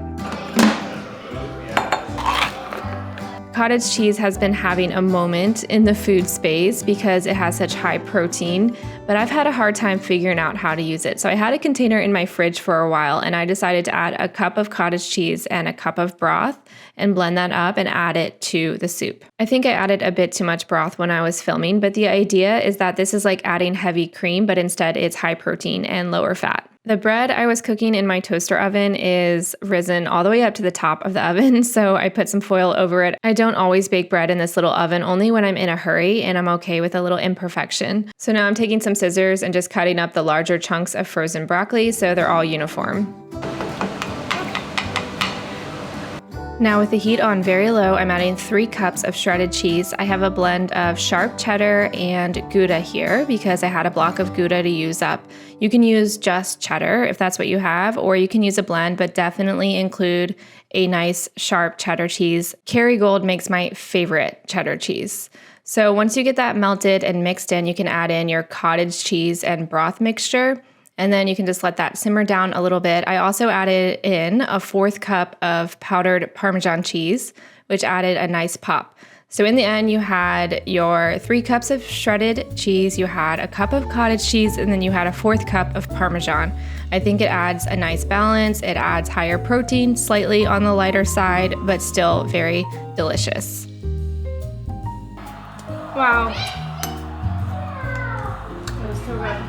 Season it with salt and pepper to your taste, and if you feel like it still needs a little more, you can just add in some extra cheese. Guys, I just made the best soup ever. This was so good and my kids loved it. So this is gonna go on my blog. We'll put it in our family binder and make it again and again. The bread looked like it needed a little more time, so I just stuck it back in the toaster oven for another 5 minutes or so until it looked good. I'm gonna go ahead and serve this beautiful, delicious soup up. I love cozy soups like this, and it's nice that this one is vegetarian, so I didn't have to thaw any meat. The kids loved it, and they fought over the leftovers the next day, but we only had a little bit of leftovers, so we pretty much ate the entire thing in one night. My loaf of bread is finished. We're gonna demolish this loaf probably with dinner. And I like that it's made with freshly milled flour, so I feel like it's a much heartier and healthier bread. So I think my kids are getting a solid dinner with lots of nutrition, and it's super affordable.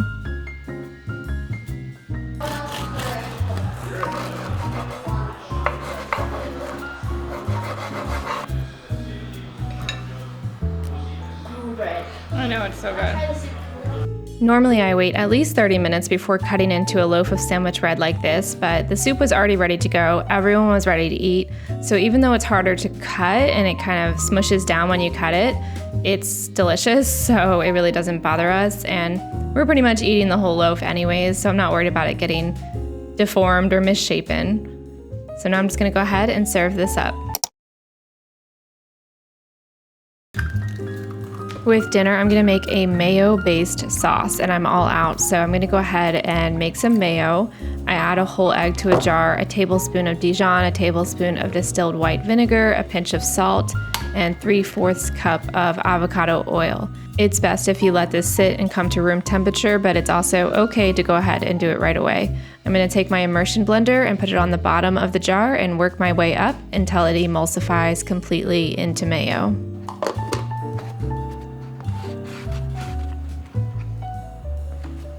I'm going to boil some green beans with dinner, so I'm going to do a large handful of salt into a pot of water.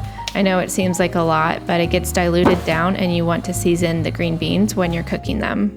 I'm going to throw together some roasted sweet potatoes also to go with dinner. I decided I'm going to do a sort of salmon bowl with avocado Caesar dressing. So that's what I'm putting together now.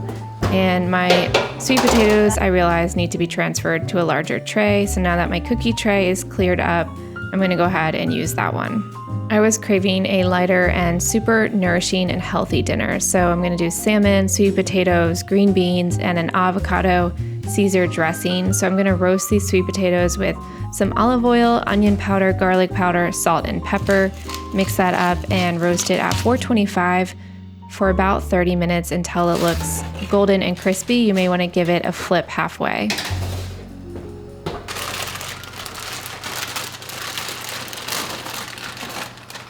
I'm going to boil these green beans for 5 minutes, just enough to soften them, and then I'll transfer them to a bowl of ice water. You don't have to do this, but it helps keep that nice, beautiful green color.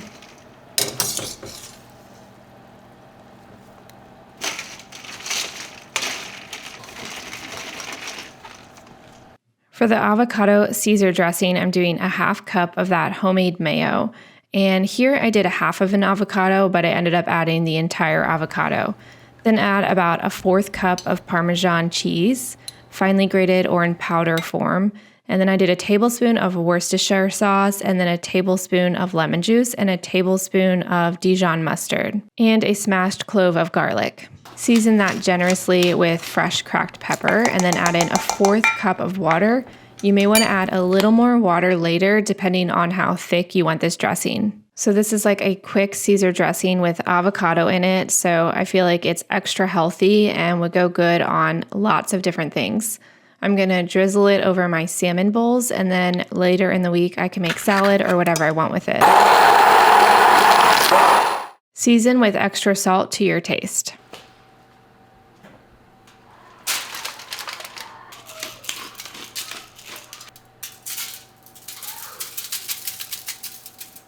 For the salmon, I'm going to season it liberally with salt. I feel like salmon needs a lot of salt to taste good.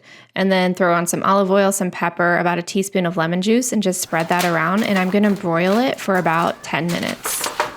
The potatoes are done, so I'm just switching places in the oven. And now I'm giving my bread another stretch and fold. This is going to happen throughout the night, and I'll return to this later this evening.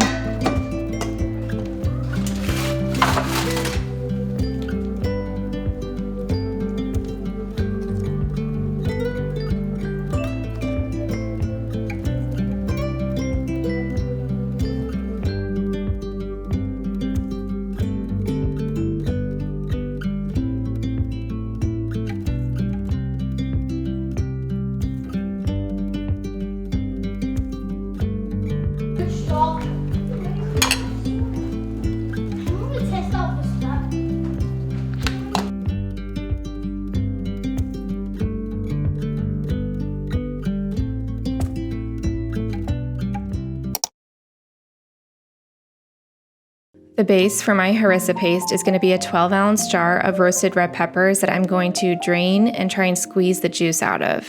My goal for this recipe was to create a flavorful harissa paste that is kid-friendly. So I used a lot of roasted red pepper. I also added 2 tablespoons of tomato paste. And for the spices, I did a teaspoon of fennel. You can also use caraway. And then I did 2 teaspoons of ground coriander.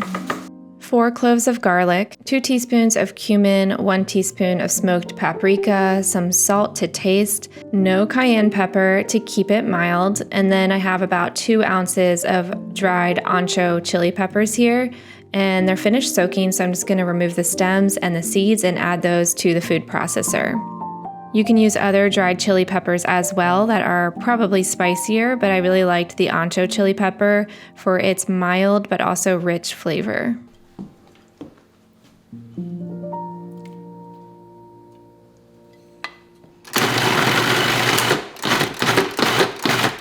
While your food processor is running, I like to drizzle in 1 to 2 tablespoons of olive oil until you have this beautiful, thick harissa paste. My plan for this is to make a harissa chicken bowl. Basically, I want to make like a Greek-inspired bowl with lots of flavor, marinate the chicken, add lots of veggies and a sauce, and so that's why I'm making this. I forgot I wanted to add lemon juice to this, so I'm adding in about 2 tablespoons of fresh lemon juice and just mix that together. I'm going to put this in the refrigerator and I'll use this for marinating the chicken once I'm ready for that. For the marinade here, I'm doing a tablespoon of honey and a tablespoon of Worcestershire sauce and a tablespoon of olive oil and then 2 tablespoons of that harissa paste.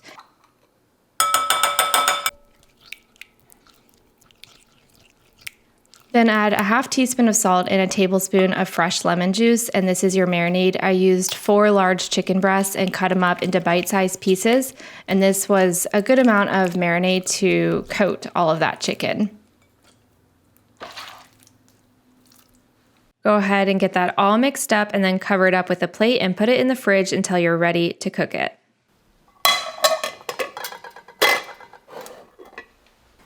Now I'm going to make a dressing to pour over the bowl I'm going to make. So I have about a half cup of homemade mayo in this jar. I'm adding 2 heaping tablespoons of that harissa paste and 2 teaspoons of lemon juice and then 2 tablespoons of red wine vinegar. Then add a tablespoon of honey, I was almost out, so it took a while for this to come out. Add a half teaspoon of salt and then 1 tablespoon of olive oil. Grate 3 cloves of garlic into the jar.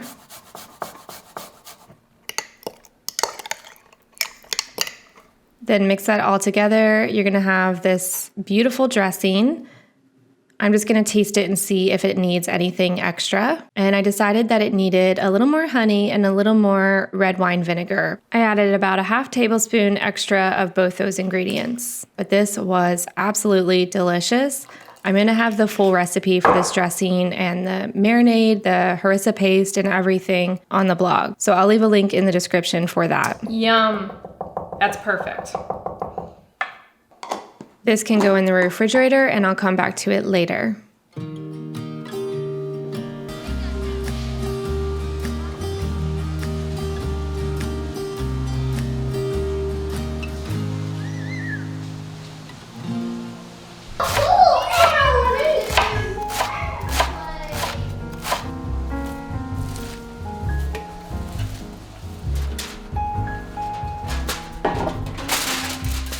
My bread turned out amazing, and now I'm gonna stick my rice in the oven at 350 for about 25 minutes, and I'll flip it halfway just until it looks a bit toasty. And I'm also gonna add some butter on top of this bread just to soften it and add some extra flavor. Now I'm preparing a bunch of veggies to go with dinner.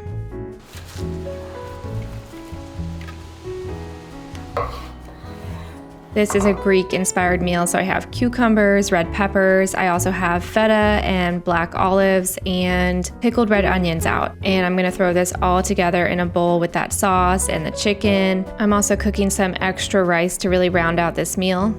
I think bowl food, so basically food that you can eat in a big bowl with a fork, is super fun, and you can customize it and add different sauces, different proteins, different grains, different veggies, and just make whatever you want. So now my chicken is done marinating. I'm gonna take it out. I'm actually gonna cook up just a small batch of this in my toaster oven here because I actually want to keep some of this chicken in the refrigerator to have tomorrow night. So this will continue marinating and I have chicken ready to go for dinner tomorrow.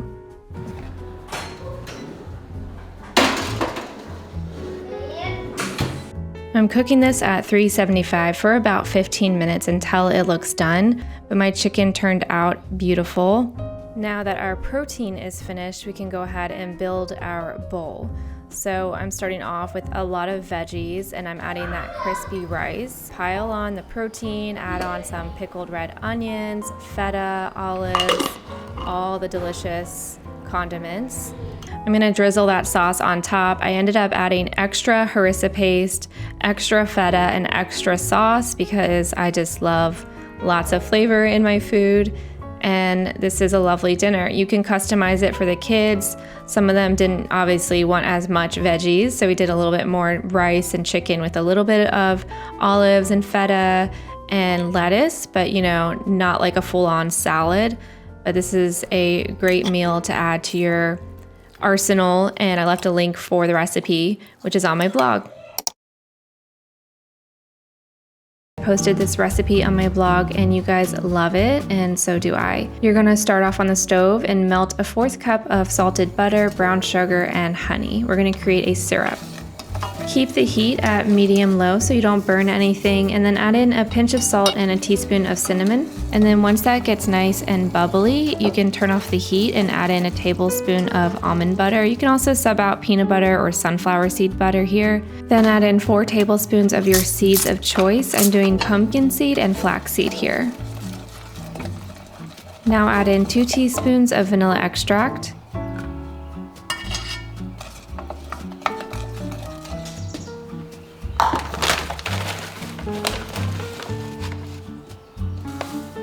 One and a half cups of rolled oats. Mix it up really well. You want the syrup to get all over everything so it's nice and sticky. This is how the granola bars are gonna hold together. Now add 2 cups of rice cereal. This is gonna add some nice crunch to your granola bars.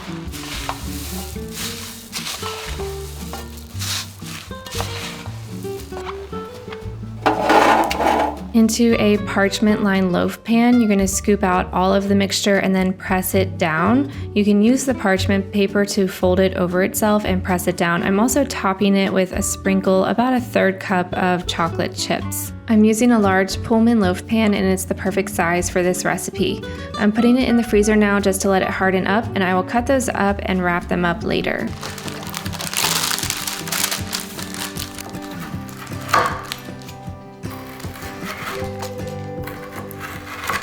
You guys might not remember these granola bars because it was about 40 minutes ago, so thank you for watching this far. If you have, please make these granola bars. They are so good. I promise everyone will love them.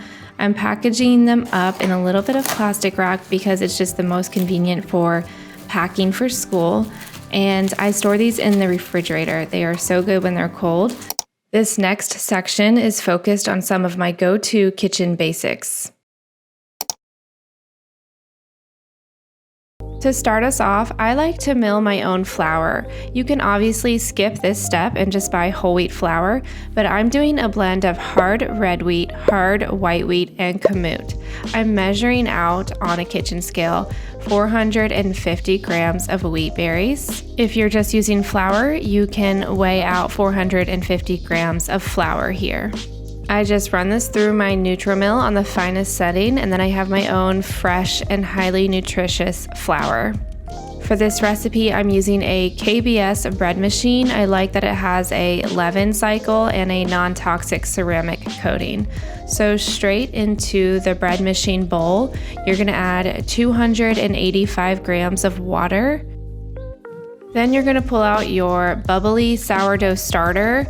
I did a whole video on sourdough starters, so if you're unsure about this part, go back and watch my video. But basically, earlier in the morning, I fed my starter. I discarded all but a tablespoon, and I fed it a cup of flour and a cup of water, mixed it up really well, and then I let it sit on the counter all morning for about 5 to 6 hours. Now that it's time to use it, it looks like this. And I am measuring out 140 grams of sourdough starter into the bread machine bowl. Next, I have 1/4 cup of slightly melted butter. You can use salted or unsalted, I've done both. And then add in 80 grams of honey, that's about 1/4 cup as well. And then 9 grams of salt, which is about 1.5 teaspoons. Now I'm dumping in my 450 grams of whole wheat flour. The thing I love about this recipe is how everything just goes right into the bread machine bowl. I did all of the liquid ingredients on the bottom and then the flour on top. And that's it, guys. You just take the bowl and you put it right into the bread machine. And I'm setting it to the leaven cycle, which is menu option 12 on the KBS bread machine. So you'll notice that this has yeast and sourdough in it, but because of the bread machine and the warm environment, it rises really quickly and it's ready in the same day. So it's not a true sourdough bread, but it does have the benefit of some of the fermentation from the sourdough starter, and the yeast makes it really fluffy and helps it to rise quickly. So this is my go-to same-day sourdough bread recipe. The bread machine did most of the work for me, but I am going to shape the dough, put it in a loaf pan, and bake it in the oven because I prefer it that way. This is how I like to shape it. I usually wet the counter a little bit and wet my hands. It just helps when you're working with the dough. And then I grease the pan with a little bit of avocado oil or just whatever oil you have on hand. Place it in the loaf pan, cover it with a towel, let it rise for another 30, maybe 45 minutes, and then bake it at 350 for about 35 minutes, and you're gonna have a perfect loaf of sandwich bread. It's delicious, warm out of the oven with butter on it, and I'm so excited to have this with dinner. Yes. All right, that's gonna rise. Bring it over here. This is one of those recipes when you have very little time, you're in a pinch, but you really want a warm loaf of bread. This is it right here. And I've gotten a lot of comments from you guys on how much you love this recipe. So I'm glad to hear you guys are loving it as much as I have been. And all the bread machine does is it mixes it and kneads it for you and warms the dough, but it does it over the course of about 1.5 to 2 hours. And then I just leave the dough in there and let it rise. So this kind of develops that gluten in the dough without you having to do really anything. And I make sure that the bread machine doesn't actually bake the bread. I'm going to show you how I make the most delicious sandwich buns with both sourdough and yeast and freshly milled flour using the bread machine. I know that's a lot of different things, but it just comes together so easily and it's so delicious. So into the bread machine bowl, I'm doing 230 grams of warm water. Then add 28 grams of melted butter or coconut oil, 100 grams of bubbly sourdough starter or discard, although bubbly is preferred, 1 whole egg, 50 grams of sugar, which is about 3 tablespoons, and 450 grams of freshly milled hard red wheat flour. Then add 9 grams of sea salt and 6 grams of yeast, which is about 2 teaspoons. And you want those to go right on top of the flour. Then just take your bread machine bowl, put it right into the bread machine. I have a KBS machine, and I'm going to select option 12, which is just going to mix it a couple of times and rise the dough. And it's about a 2-hour cycle, and it's going to allow that bread to ferment.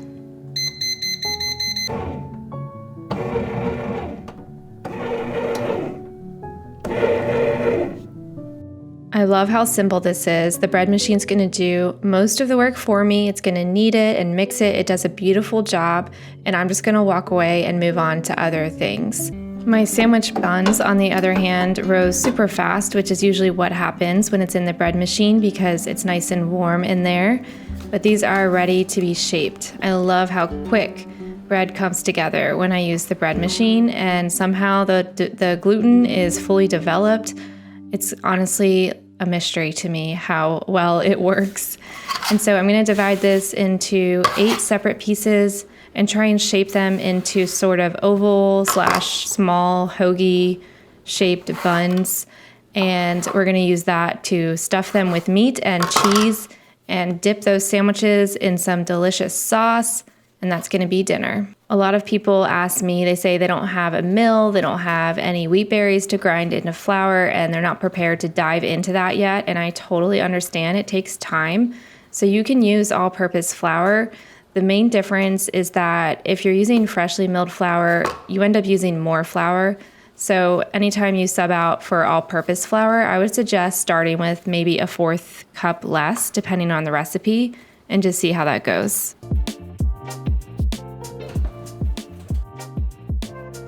Time to get this dinner going, so I'm brushing the top of my buns with some egg wash, and then I'm going to stick those in the oven at 350 for about 17 minutes until they look golden and finished. I had just enough time to get these baked before I had to head out the door to pick up one of my kids, but these are ready to go. The top got a little dark on this one and the bottom was a little light, so I might put that in the oven a little lower next time. And now we're all home and together and ready to eat dinner.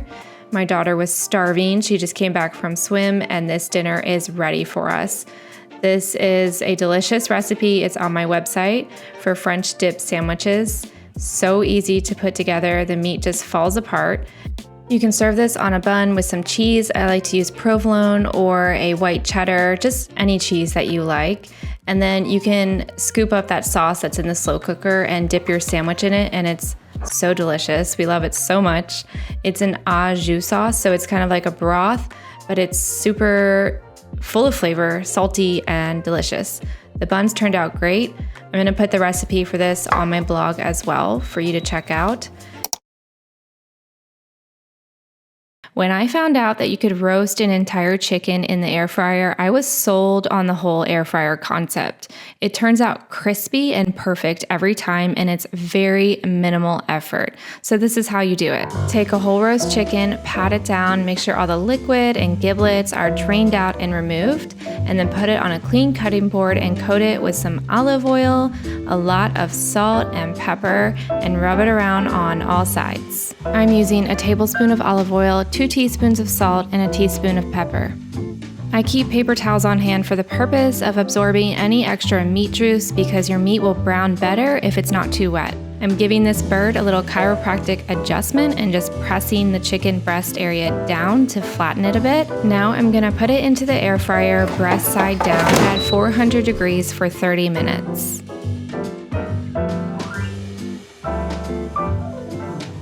When it's done, take your chicken out and use tongs to carefully flip it over to the other side, hopefully more gracefully than I have done, and put it back in for another 20 to 30 minutes depending on the size of your bird. If you're not sure if it's done, use a meat thermometer and check the chicken breast. It should register at 160. When it's done, your chicken should be crispy, golden, and delicious, and just put it on a cutting board and cover it with foil and let it rest for 15 minutes or more.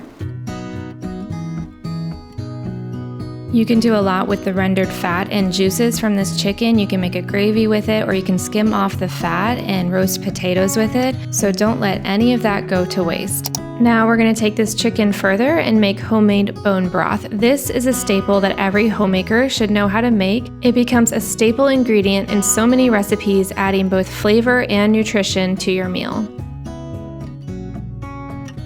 So I'm starting by roasting some chicken bones from a chicken I had made earlier. I'm gonna roast it at 400 for 30 minutes. While that's happening, I'm going to take some veggies out of my fridge that are kind of at the end of their life, and I'm gonna add that to the broth.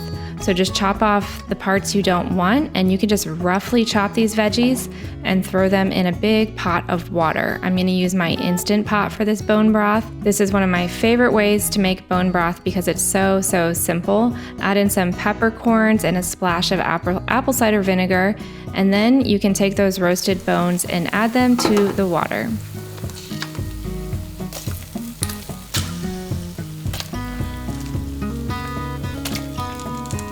By roasting the bones, you get a richer and cleaner stock because a lot of the juices and fats falls to the bottom of that air fryer, and so you're just getting mostly the bones and the meat. You'll still end up with fat in your broth, which you could always skim off, but it's not as much. I'm also going to carve my chicken and use the bones from this chicken as well and add it to the Instant Pot. The more bones you have, the more collagen rich this broth will be, and all of that collagen is great for your body, great for your skin, and all the food you make is going to taste so much better when you use bone broth as one of the ingredients. Not only that, but you'll never need to buy a box or can of broth ever again. You can take any veggie scraps from your cooking and put it in a freezer bag and keep them in your freezer so you always have veggie scraps ready to go for when you're ready to make some bone broth. So now I'm putting this into my Instant Pot. I'm going to set it to high pressure for 4 hours. This is going to give it lots of time to cook and get all those nutrients from the bones and develop a delicious bone broth. Later that evening, my bone broth was finished. I first had to let it depressurize, which can take a minute. It'll be piping hot when it's finished, so I like to pour it into a strainer into a stainless steel pot, and I'll let it cool down completely, and then I'll put it in the refrigerator. Oh, oh shoot. Oopsies. Bone broth can be a messy business sometimes, but in the end, you just take all those scraps and throw them in the trash and wipe down the counters, and you end up with this beautiful golden liquid, which I will have in the fridge. So we took a chicken, we used the meat, we used the bones, we can even use the fat for roasting vegetables.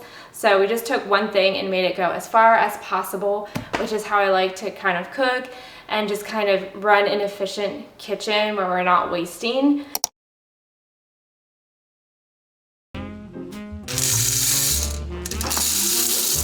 Pour 2 cups of beans into the Instant Pot and rinse them.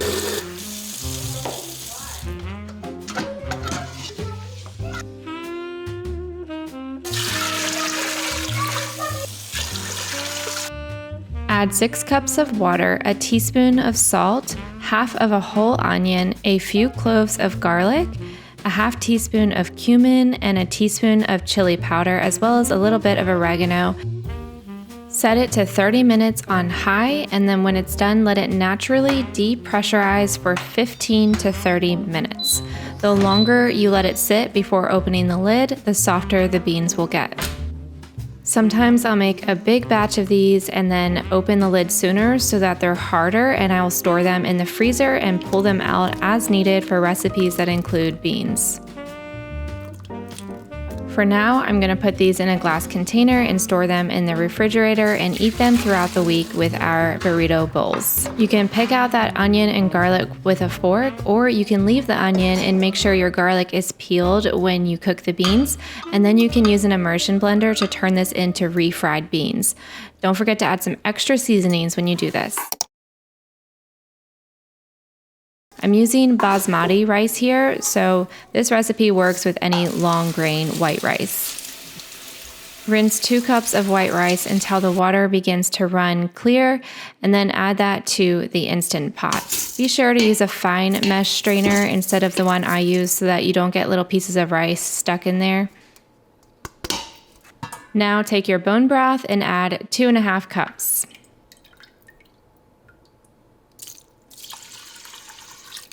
I used to make rice on the stovetop, but so many times the water would boil over and leave this gross white residue on the stove that was kind of annoying to clean. So since switching over to cooking my rice in the Instant Pot, I've noticed that the rice cooks perfectly and there's no mess. So I'm really happy with this recipe. There is a white rice function on this, but I'm not using it. I'm actually setting this to 4 minutes on high, and then let it naturally release pressure, which takes another 15 minutes or so. My rice is done and perfectly cooked. It's not mushy. I'm using a fork to kind of fluff it up, and because I used bone broth, it adds some extra flavor and nutrition to this rice. To get started, set your large mixing bowl on a kitchen scale and zero it out, and then add 700 grams of filtered water.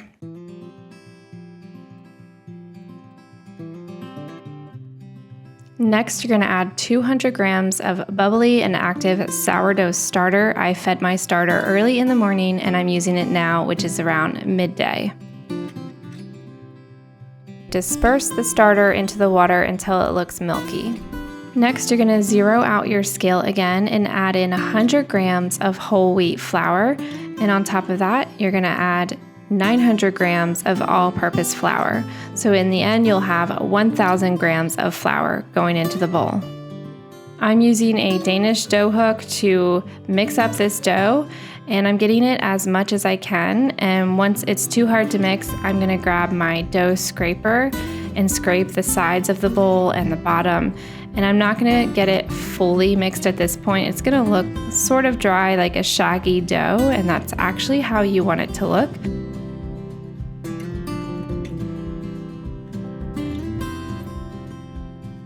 Then you're just going to cover the bowl and let it sit for a 20 to 30 minute auto-lyse. This allows the flour to really absorb all the moisture from the water. After about 20 minutes, the dough is looking more like this. As you can see, the flour is looking much more hydrated now, and you're going to add in 20 grams of sea salt and then 50 grams of filtered water. This water is going to allow you to dissolve and incorporate the salt into the dough. Then just reach in and squish the dough just like so that you can get the salt really well incorporated.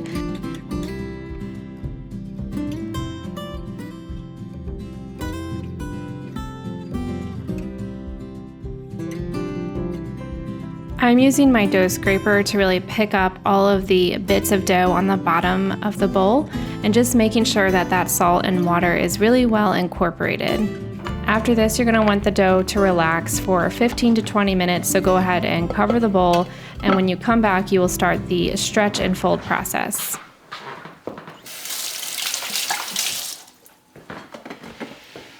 For the next few hours, you're going to do a series of 3 to 6 sets of stretch and folds like so. You're going to reach in and stretch the dough up gently and fold it over top of itself. You want to do this on all 4 sides of the dough. This should develop the gluten in your dough and also add structure to your bread. I usually set a timer for 30 minutes every time I finish so that I remember to come back and do it again. You will start to see that your dough is transforming slowly over time and becoming more billowy and easy to work with. It will become more elastic, as you can see, and it helps to have wet hands when you reach into the bowl to stretch the dough so that it doesn't stick to your hands.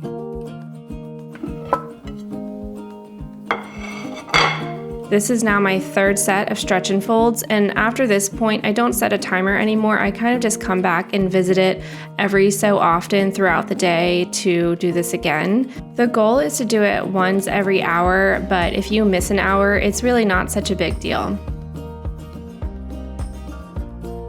I'm usually working from home, so this recipe lends itself well to people who are home more often, but when I have to leave to run errands or do anything, I just sort of work around that. I don't fuss about it too much. So as you can see, this is a few hours later and you can see bubbles developing. That is all a good sign, and now you want to start to be even more careful when you are stretching the dough so that you don't break the delicate gluten structures that we have worked so hard to develop.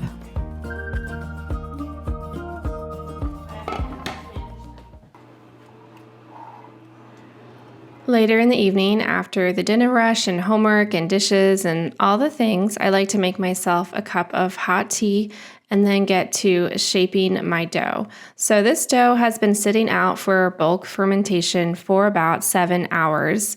Granted, it is winter time here, so this process moves slowly, but if it's summer, you probably don't want to go past 4 hours before you get this shaped and put in the fridge. You can play with your timeline, they call it a baker's timeline, and see what works best for your schedule. Some people like to feed their starter before they go to bed, mix their dough in the morning, and then by midday they're shaping it, and they can even bake it the same day after just like a 2-hour cold fermentation. But for me, I usually feed my starter in the morning, and then I mix my dough midday, I shape it in the evening, it goes in the refrigerator overnight, and I bake it in the morning. Now, if it's just too warm in the house, I just need to make sure I start the process later in the day so that my dough doesn't over ferment. It starts to move really quickly in the summer months, so just keep that in mind. So as I'm shaping this dough, I'm just going to divide it into 2 pieces because this recipe makes 2 loaves. I'm giving this just a quick shaping. This isn't going to be the final shaping. This is just for the bench rest. So we're kind of getting it into a round shape, and then we're going to let it sit for 20 minutes so that the dough can just relax a little more. This really helps so that the dough doesn't break when you are shaping the loaves.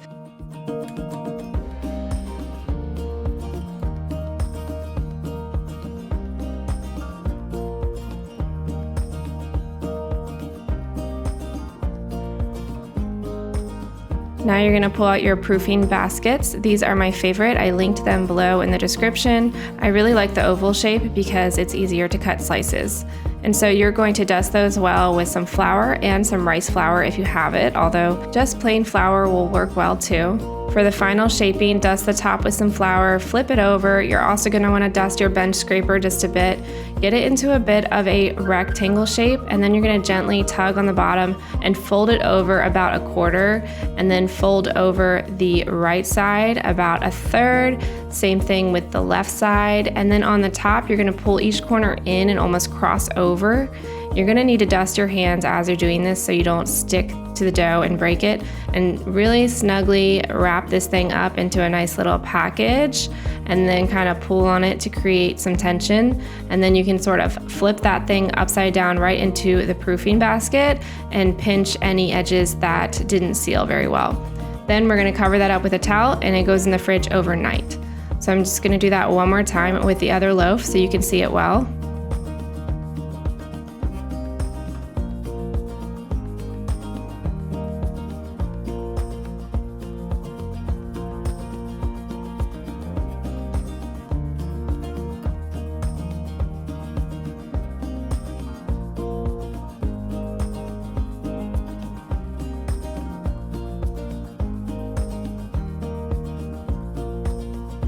These are now going in the fridge overnight for a cold ferment. This will slow the fermentation down and develop lots of flavor in your dough, and then you can bake it first thing in the morning.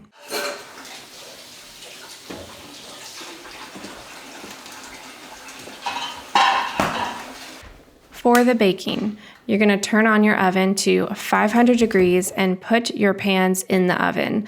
I'm using a Dutch oven as well as a combo cooker. Both of these are heavy cast iron pans. These pans are going to get nice and hot while the oven preheats, and when it gets to 500, you can pull your dough out of the fridge, and I'll show you how to score it.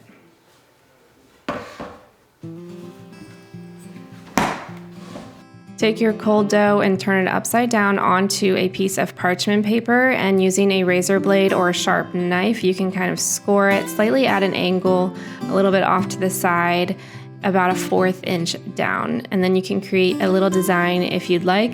You can get creative with this. It's really fun to see how it bakes up. I usually keep it fairly simple. This is how I score my dough.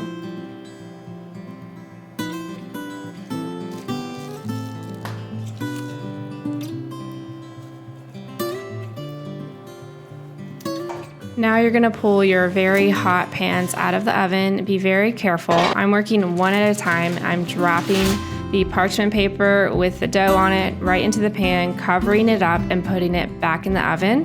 I'm doing the same thing with the other pan.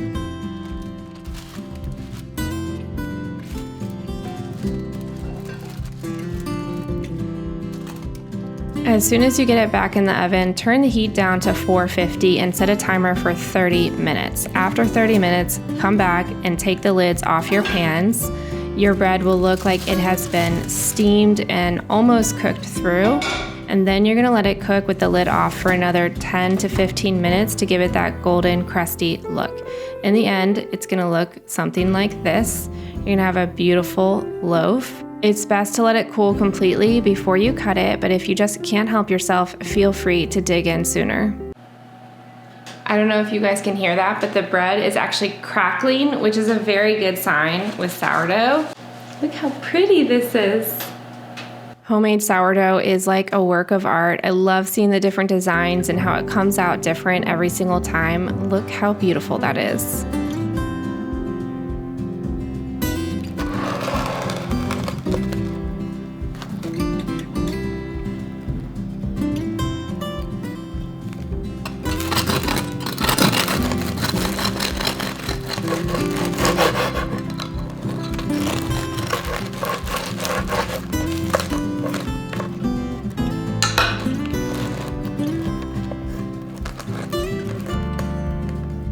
My husband was dying to eat this, and I was making him wait as I got my shots and pictures and whatnot. But this bread is so delicious with just a bit of butter on it. And then if you are cutting it the next day, I love to toast it a little bit and add some peanut butter or just whatever it is that you want to add on top of your toast. It is so good and it lasts for such a long time. I feel like this bread has a lot of staying power in comparison to other homemade breads that I've made. It's actually Ash Wednesday today, so we traditionally eat bread and water on Ash Wednesday. So that was just a coincidence, and so this is my lunch today.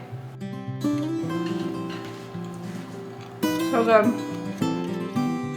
Thank you so much for watching this super long compilation video. I hope you enjoyed it, and I'll be back very soon with more videos.